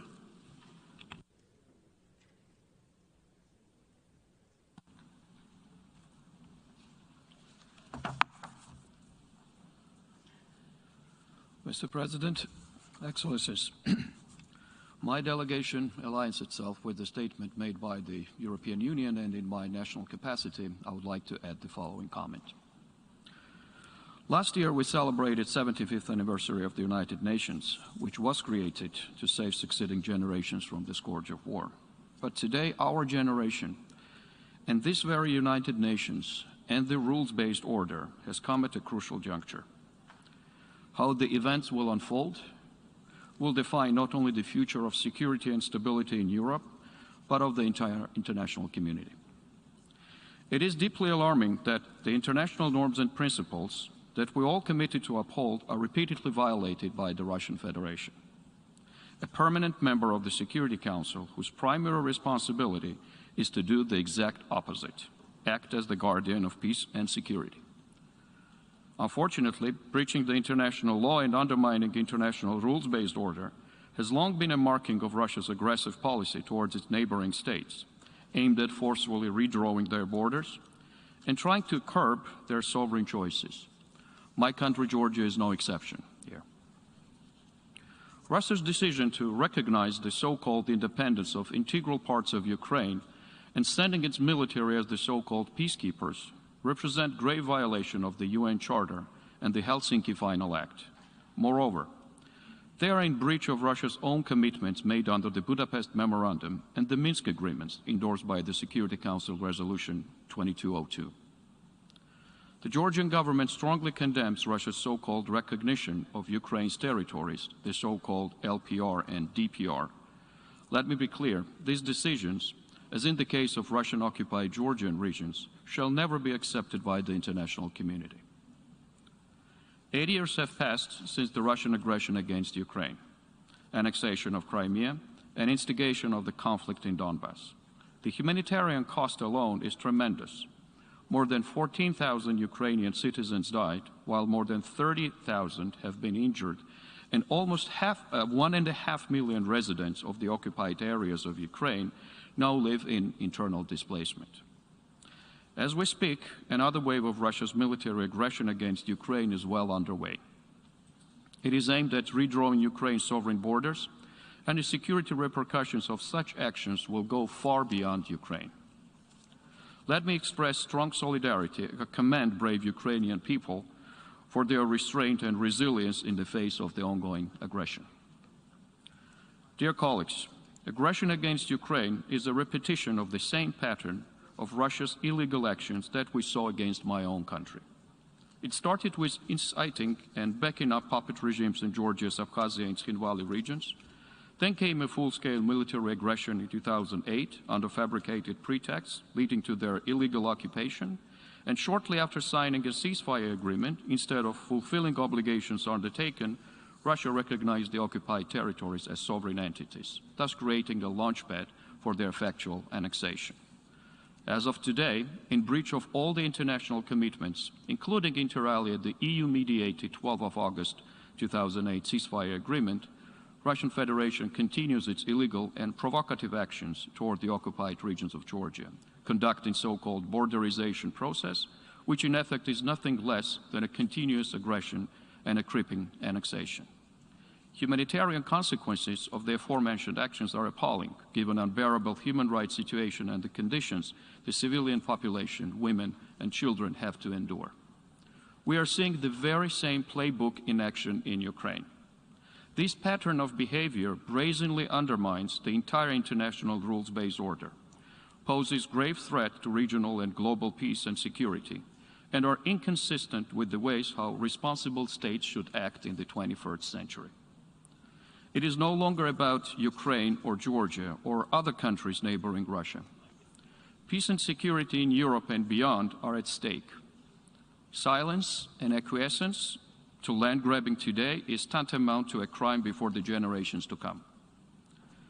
Distinguished colleagues, we should be united in defending the very fundamentals of the international rules-based order, and first and foremost, the UN Charter, Helsinki Final Act, and Charter of Paris for New Europe. With this in mind, we call on Russia to reverse its illegal recognition, to immediately withdraw its military from Ukraine and its borders, and abide by the international law. We call upon Russia to do the same with regard to the occupied Georgian regions. And in conclusion, Georgia strongly supports Ukraine's European and Euro-Atlantic aspirations and reiterates its unwavering support for the independence, sovereignty, and territorial integrity of Ukraine within its internationally recognized borders, including Crimea and Donbass, and Ukraine's navigational rights in its territorial waters. I thank you. I thank the distinguished representative of Georgia, and now I invite the distinguished representative of Turkey to take the floor.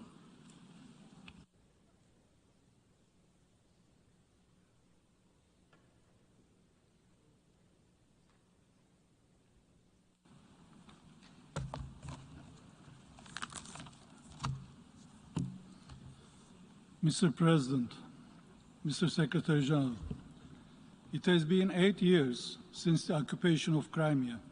Since the first day, the international community has maintained a resolute position. We never recognized the illegal annexation.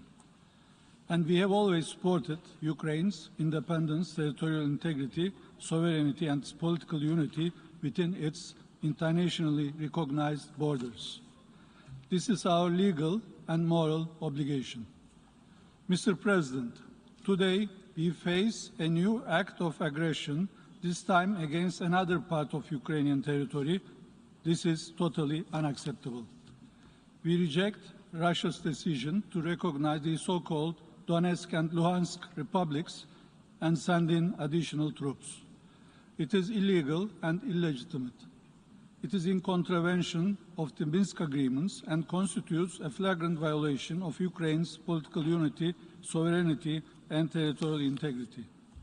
Mr. President, we do not need, nor do we want, a new war in our region. We call upon Russia to reverse its decision and return to diplomacy and dialogue on the basis of the Minsk agreements. This is the only way that will take us away from the precipice. Therefore, we call for restraint and common sense. We urge the parties to get together around the negotiation table without delay. As a neighbor to both parties, we are ready to facilitate this process and host technical and/or high-level meetings.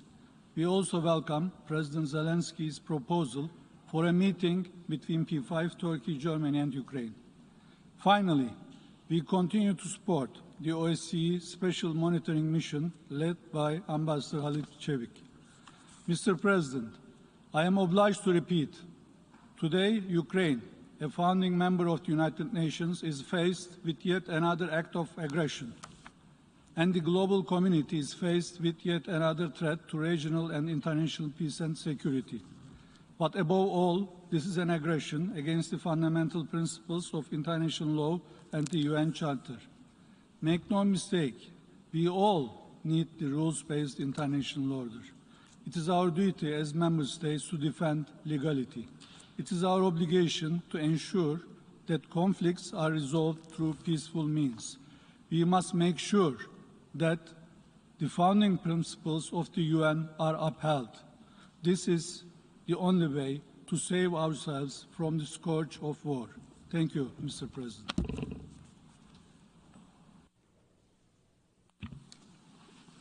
I thank the distinguished representative of Turkey.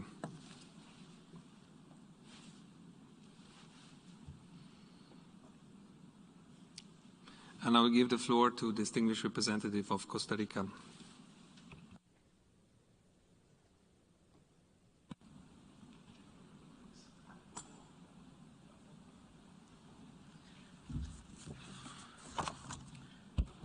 Señor Presidente. Mr. President, Secretary General, once again, another serious crisis with dangerous global repercussions is knocking on the doors of Eastern Europe and our organization. By recognizing the Donetsk and Luhansk regions as independent entities, the Russian Federation violates the sovereignty and territorial integrity of Ukraine. It violates the UN Charter, the Minsk Agreements, and the Budapest Memorandum, as well as repeated resolutions of the Security Council and of this General Assembly, and some of the most solid principles of international law. Costa Rica condemns such actions contrary to international law and reiterates that fait accomplis can impose realities on the ground, but they do not generate entitlement. Allow me to make 4 reflections on the current crisis. Firstly, we must accept that in order to be legitimate, collective security must respect international law. The charter of this organization clearly defines our rights and duties.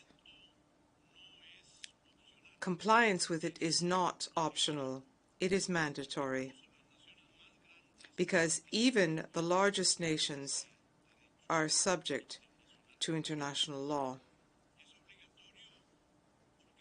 It is binding because the P5 of the Security Council are guided by being exemplary international actors when entrusted with peace and security on behalf of the rest of the membership. As permanent members, they have more obligations to international law and to its unrestricted respect. Secondly, Russian aggression and the violation of Ukraine's sovereignty and territorial integrity and the violation of the terms that made possible that country's renunciation of nuclear weapons undermine the international non-proliferation regime. With the Budapest Memorandum, the nuclear weapon states undertook to respect Ukraine's borders in its exchange for its rejection of nuclear weapons. Costa Rica regrets the non-compliance with this commitment, which has serious consequences for the nuclear non-proliferation regime. This is a matter of concern for the entire international community, and in particular for those countries, like those of Latin America and the Caribbean, have declared ourselves to be nuclear weapon-free. A state is only as strong as its word. Thirdly, Mr. President, distinguished Secretary General, we must exhaust all diplomatic avenues to avoid the devastating humanitarian consequences of an armed conflict for millions of people in Ukraine. civic spaces and fundamental freedoms in the Donetsk and Luhansk regions have been severely curtailed since the serious armed events which took place in 2014. And this has led to an erosion of freedom of expression and independent activism. Costa Rica regrets that many human rights defenders, of which I have been one, many environmental activists, journalists, and members of national minorities have been forced to flee, and this has restricted their participation in public affairs and peaceful assemblies. There is no freedom or plurality where there is censorship and persecution. Mr. President, the international community must remain a diligent recording of all violations of international law, international humanitarian law, and international human rights law by the Russian Federation, in line with the comments made here by the Secretary General. As we have seen in this crisis, emerging technologies provide a new set of challenges and a potential for an escalation into violence, and diplomatic response is required. The capacity of some states to use artificial intelligence in cyber attacks and in misinformation campaigns makes it more urgent than ever for us to adopt new multilateral agreements in order to minimize future risks and to guarantee international stability. We cannot allow that the homes of millions of people in Ukraine will become an experimental camp for new forms of violence. The time for that is well over. To use psychological warfare is violence. That violence, to shut off power, is violence. We should condemn that violence as we do condemn armed violence. The law protects civilians regardless of the level of suffering, and Costa Rica will continue to honor the right of Ukrainian citizens to have a peaceful and safe daily life without foreign interference. In closing, Mr. President, Costa Rica would like to remind all states that the road to peace building must be paved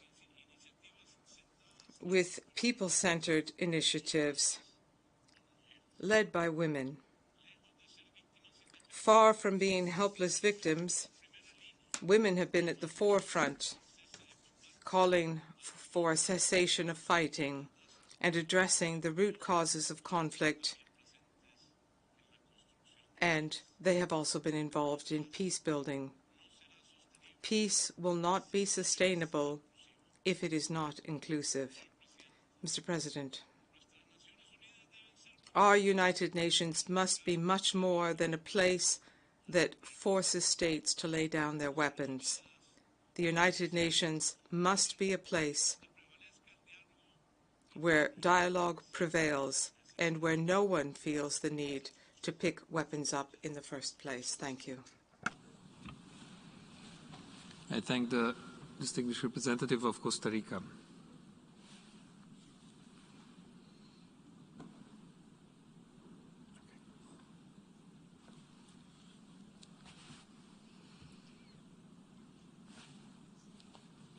And I'll give the floor to the distinguished representative of Mexico.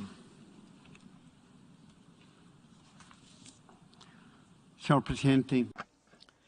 Mr. President, Secretary General, Mexico has come to this meeting on the situation in Ukraine in the hopes of contributing to keep open the paths of dialogue and diplomacy.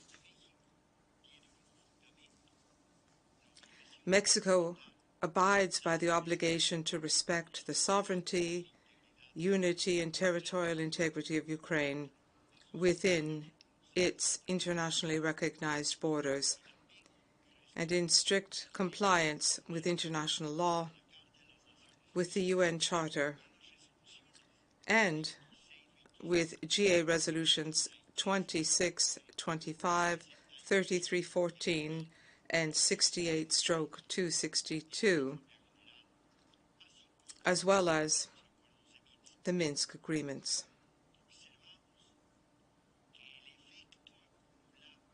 We note that the cumulative effect of events in recent days violate three key principles: the ban on the threat or use of force in international relations, respect for the territorial integrity and political independence of states, and non-interference in the internal affairs of states. Mr. President, just a few days ago, before the Security Council, Russia made a statement to the effect that it would not invade Ukraine. We hope that it will continue to comply fully with that statement. Mexico agrees with the statements made by the Secretary General, and we support his appeal for a peaceful solution. The Security Council Resolution 2202 of 2015, unanimously adopted, is the only framework for resolving the situation in the east of Ukraine. The United Nations has created the broadest structure of mechanisms for peacefully resolving disputes, and these mechanisms have not been fully exhausted. In the Security Council, Mexico shared its vision on reducing tensions, promoting dialogue, and providing a space for political negotiations using three elements: de-escalation, diplomacy, and dialogue. Finally, we reiterate our appeal to the parties that they facilitate safe, unimpeded humanitarian access, and that the human rights of all peoples be fully respected. Mr. President, situations such as this one put to the test the capacity of this organization to fulfill its principles and purposes. It is time for us to fulfill our mandate. Thank you. I thank the distinguished representative of Mexico.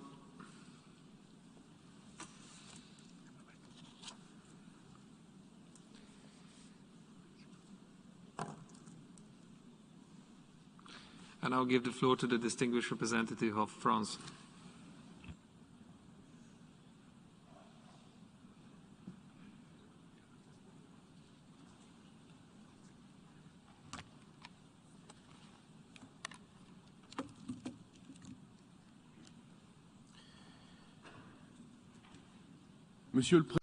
Mr. President, France firmly condemns the unilateral recognition by Russia of the independence of the separatist regions of the east of Ukraine. France also condemns the decision to deploy the Russian army in these territories. This is a violation of international law.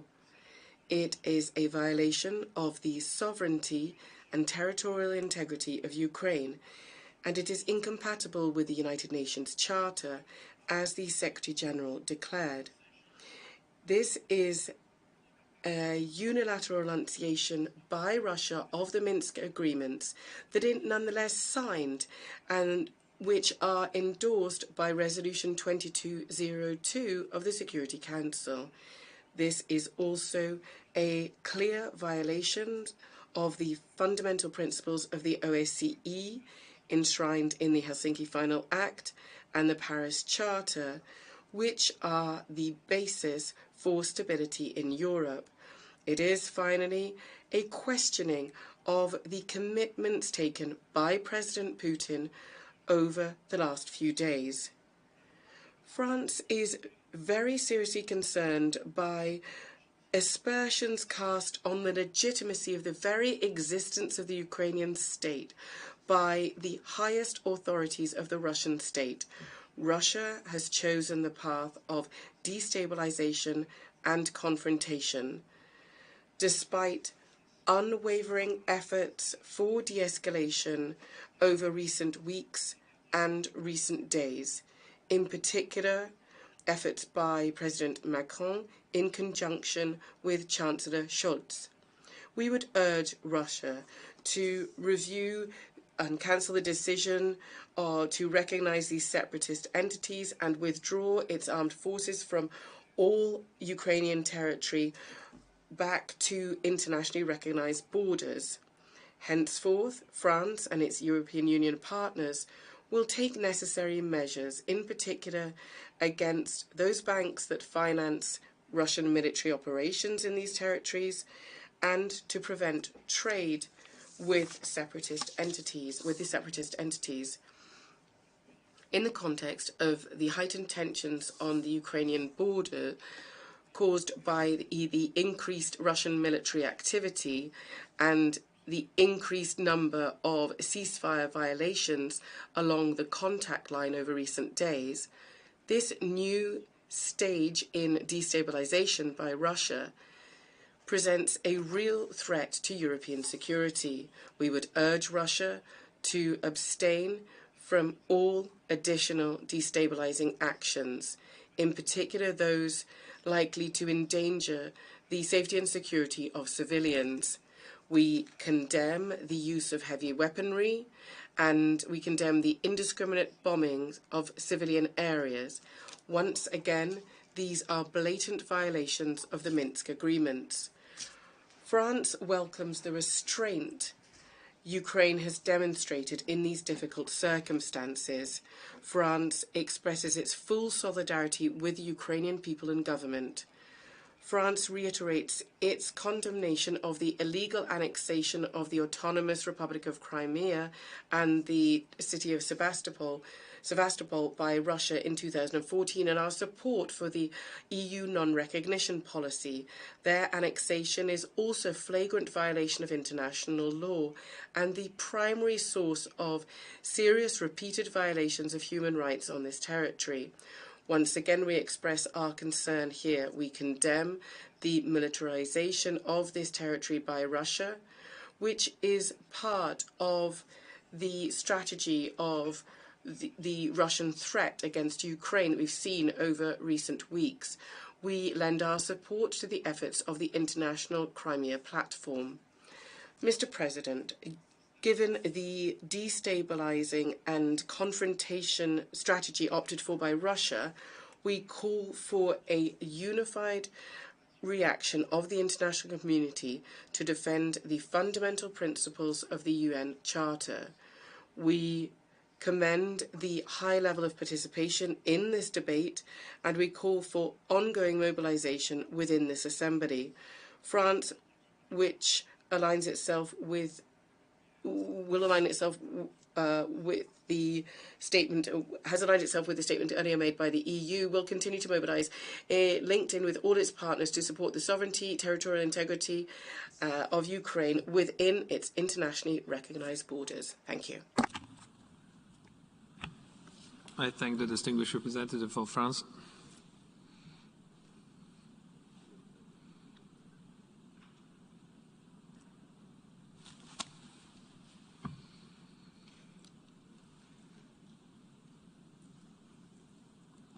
I now give the floor to the distinguished representative of Albania.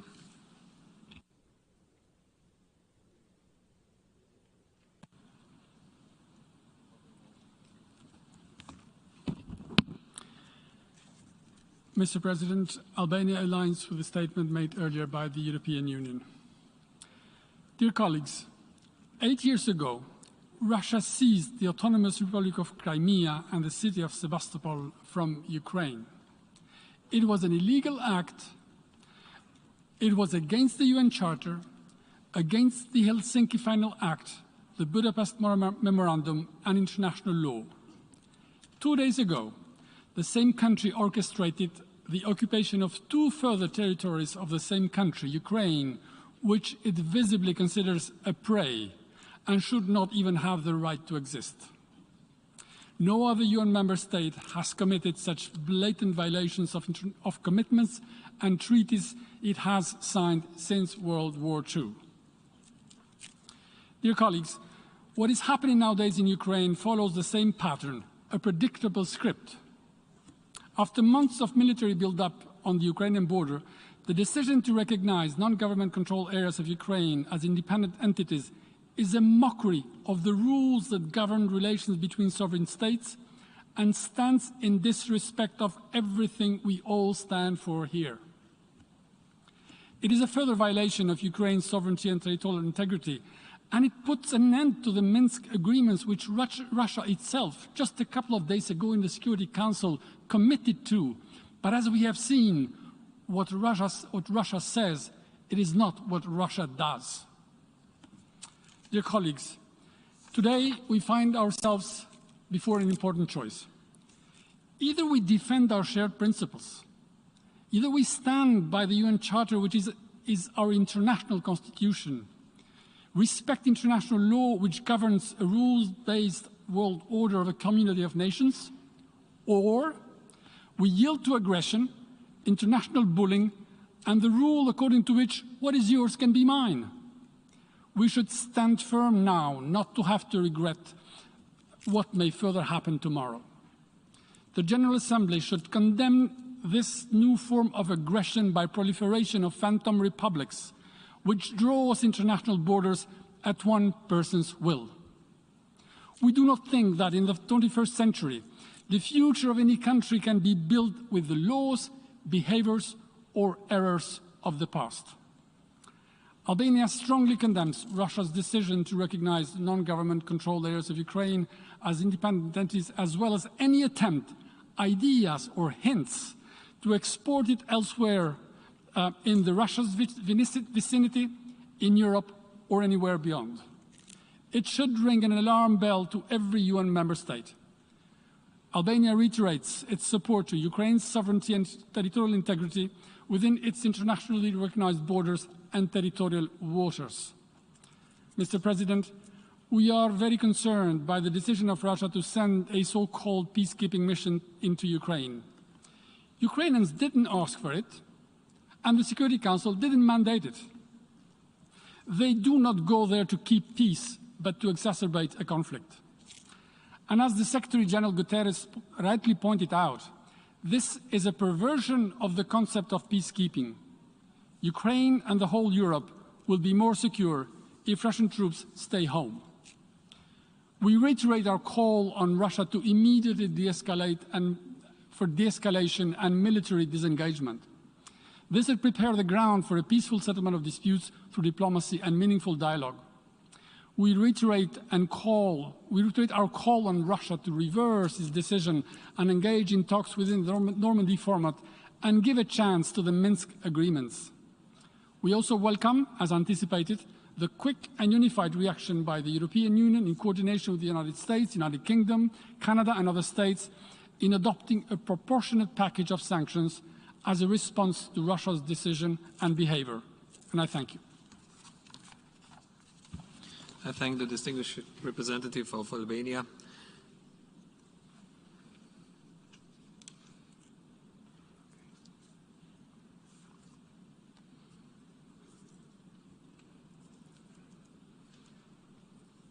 I now give the floor to the distinguished representative of Saudi Arabia on behalf of the Gulf Cooperation Council states.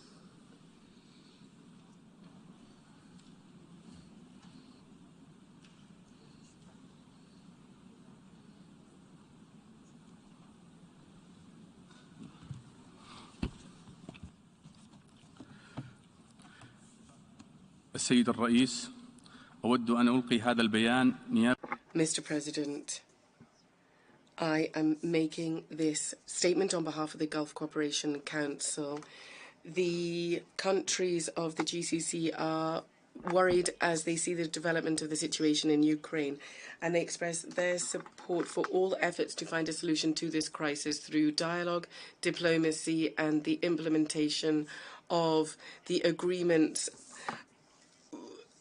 namely Security Council Resolution 2202. The countries of the GCC also support international efforts made to promote de-escalation and calm, to ensure that stability be promoted and that political discussions be started to find a solution to the crisis. The Gulf Cooperation Council also is in favour of international law and the UN Charter, and in particular the peaceful settlement of disputes and the non-use of force or the threat of the use of force, but also the principles of the sovereignty and territorial integrity of states. Mr. President, we insist on relations that the Gulf Cooperation Council states have with all parties concerned.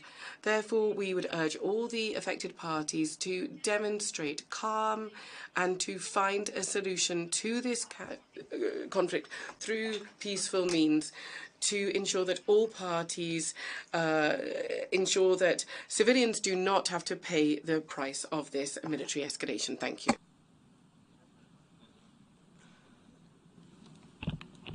I thank the distinguished representative of Saudi Arabia.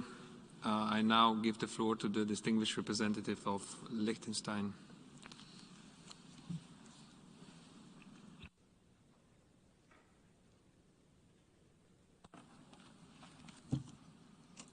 Thank you very much, Mr. President. Mr. President, this organization needs a Secretary General who speaks up in defense of the Charter of the United Nations every time that is needed. We are grateful to Secretary General Guterres for having done so in recent days on the situation in Ukraine and for his presence again with us today. Mr. President, the present situation in and around Ukraine, a founding member of this organization, is a watershed moment and a litmus test for the post-1945 order reflected so clearly in Chapter 1 of the UN Charter.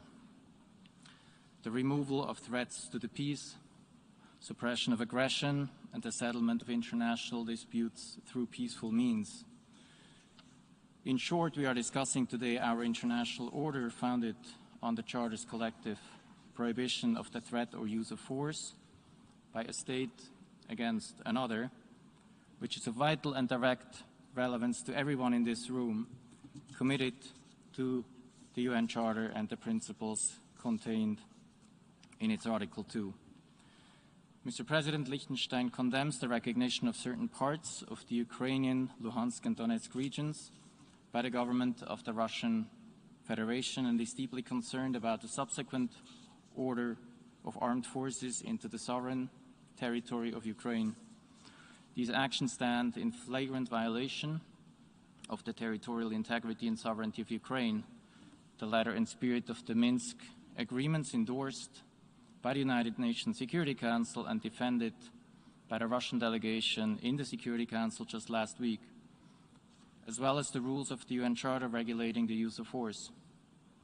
Liechtenstein affirms its strong support for the independence, sovereignty, and territorial integrity of Ukraine, the inviolability of its frontiers, and its right to determine its own relationships with other states, as well as membership in international organizations. We express our solidarity with the people and government of Ukraine and call on the Russian Federation to reverse its decisions, as well as for a peaceful settlement of all issues through diplomatic means and in accordance with international law. At this time, we also express our gratitude to the brave members of the OSCE Special Monitoring Mission, whose work has been vital for the impartial observation of the situation on the ground. The mission must be granted unhindered access to all regions of Ukraine in line with its agreed mandate, and those responsible for hindering its work must be held accountable. Mr. President, the recent actions of the Russian Federation in manifest violation of international law have further exacerbated an already precarious humanitarian and human rights situation and are putting the lives and livelihoods of the civilian population at grave risk. Ukraine's diversity, including its significant proportion of Russian speakers, is a strength through which Ukraine can exercise its right to self-determination. Seeking to use Ukraine's diversity to create a pretext for secession and annexation by force violates the core human rights of those who live there and abrogates the relevant parts of the Minsk agreements, notably on local self-government. Liechtenstein has been consistent in condemning the illegal annexation of the Autonomous Republic of Crimea and the city of Sevastopol and will not recognize this annexation carried out in violation of the principles of sovereign equality and territorial integrity. Mr. President, the situation in Ukraine also brings home the need to enforce respect for the rules governing the use of force in relations between states, which, again, are so clearly defined in the Charter of the United Nations. To this end, we recall that states have agreed a number of years ago by consensus on a definition of the crime of aggression. This definition, which creates individual criminal responsibility for persons in leadership positions, is part both of numerous national penal codes and of the Rome Statute of the International Criminal Court. The need for more states to join this legal regime could not be clearer than at a time when there is an attempt to reintroduce the threat of the use of force into interstate relations. This call is made only even more urgent by new capabilities to carry out hostile acts through cyber means, which include cyber attacks against critical infrastructure and other acts of cyber warfare. Acts which, according to the findings of a council of eminent international lawyers, fall under the definition of the crime of aggression. Mr. President, acts of aggression, such as committed by the Russian Federation against Ukraine, fall squarely within the competence of the United Nations Security Council, which should therefore take prompt and effective action to address the situation. If this were to fail, this Assembly would have to step in line with its competence in matters pertaining to the maintenance of international peace and security. I thank you. I thank the distinguished representative of Liechtenstein.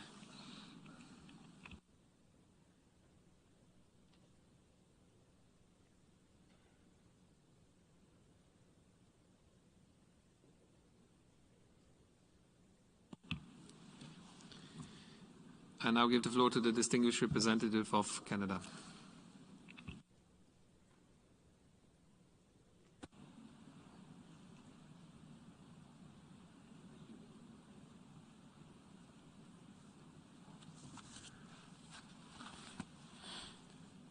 Thank you very much, Mr. Vice President.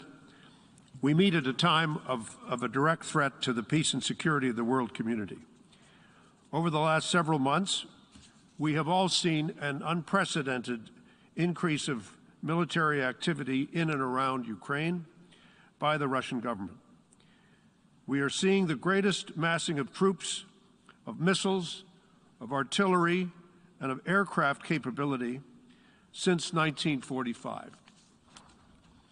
This period has also been marked by, as my colleague from Liechtenstein pointed out, hostile cyber operations on Ukraine and several other countries. The forcible and unjustifiable removal of civilian populations from Ukraine to Russia, and a steady flow of propaganda and disinformation from Moscow and Russian-controlled outlets on every conceivable social media platform in the world. It has been 8 years since Russia invaded and illegally occupied Crimea in a flagrant violation of Ukraine's sovereignty and territorial integrity, and in clear breach of the UN Charter itself. In 1945, the Soviet Union was present at the drafting and at the adoption of the Charter. Today, the Russian Federation is a member of a group of friends. We all know a group of friends in the UN, a group of friends of the Charter. So we can only assume that they know perfectly well what the Charter says and what it means. So, I happen to have brought my copy of the Charter with me. What does the Charter say? Article 2. It says, the organization, that's to say the United Nations, is based on the principle of the sovereign equality of all of its members. What does that mean? It means that there are no second-class states in this organization. There's no back of the bus in the United Nations. There's no nation that's less integral or less sovereign than any other nation. And no nation has the right to undermine the integrity of any other nation. That's what it means. That's what the sovereign equality means. Goes on to say, all members shall settle their international disputes by peaceful means in such a manner that international peace and security and justice are not endangered.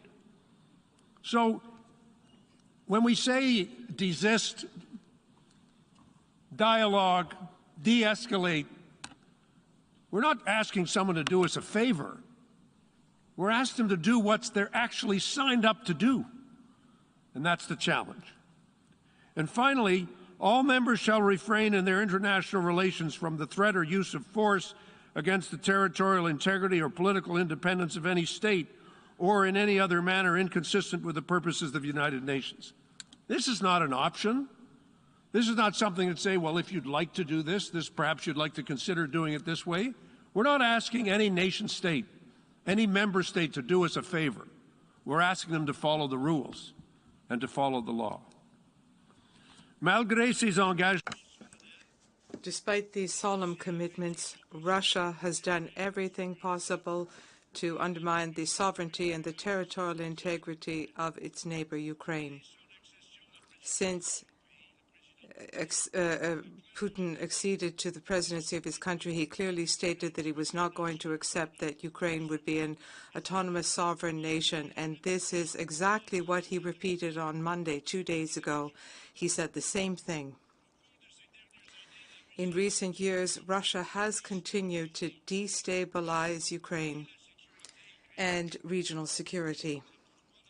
And that is why Canada firmly condemns supporting Russia and the formation of weapons in Donbass, and the access of Russia to this region will have serious consequences. It has led to the death of more than 13,000 people, more than 3,000 civilians, and the internal displacement of 1.5 million Ukrainians.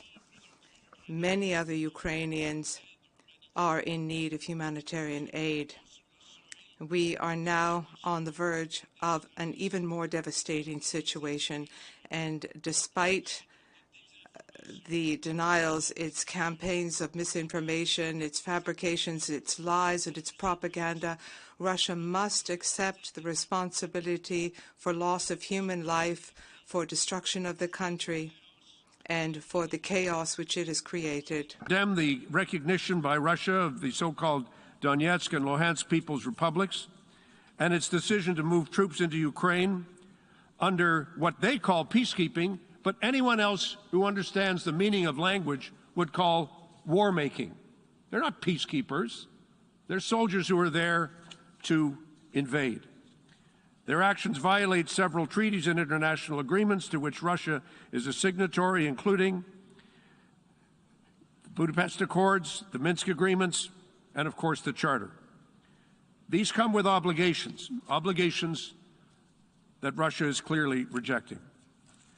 As demonstrated today, Canada and the international community are united and steadfast in our support for Ukraine and for its people. We're implementing responsive measures, including economic sanctions. If Russia further escalates, we will follow with more severe measures. Russia and its acolytes can spin and can contort all they want, but the violations of international law are theirs. The loss of life, the wounding, the pain, the suffering are all their responsibilities. As it's been said, this is President Putin's choice. We shall respond to any further violations of the UN Charter collectively with our allies and with great determination. It is never too late to stop. It's never too late to make a turn to diplomacy, to dialogue, and to negotiation.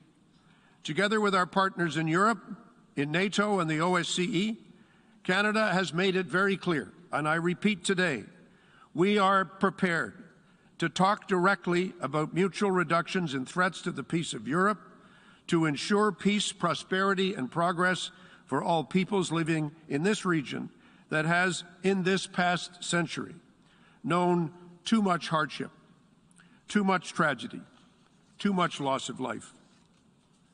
We are steadfast in our commitment to Ukraine's sovereignty, territorial integrity, and independence.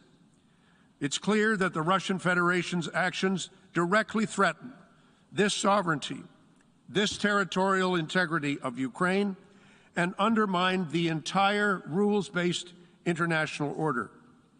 Russia's hostile actions have to stop. Ukraine is not a mistake. Ukraine is a sovereign nation. Its autonomy must be respected and its territorial integrity restored. It is a solemn and considered decision of a people who have sought freedom and prosperity on their own terms. Most of us have referred to President Putin's speech of Monday. I noticed that my colleague from the Russian Federation did not. But in that speech, it's clear he denied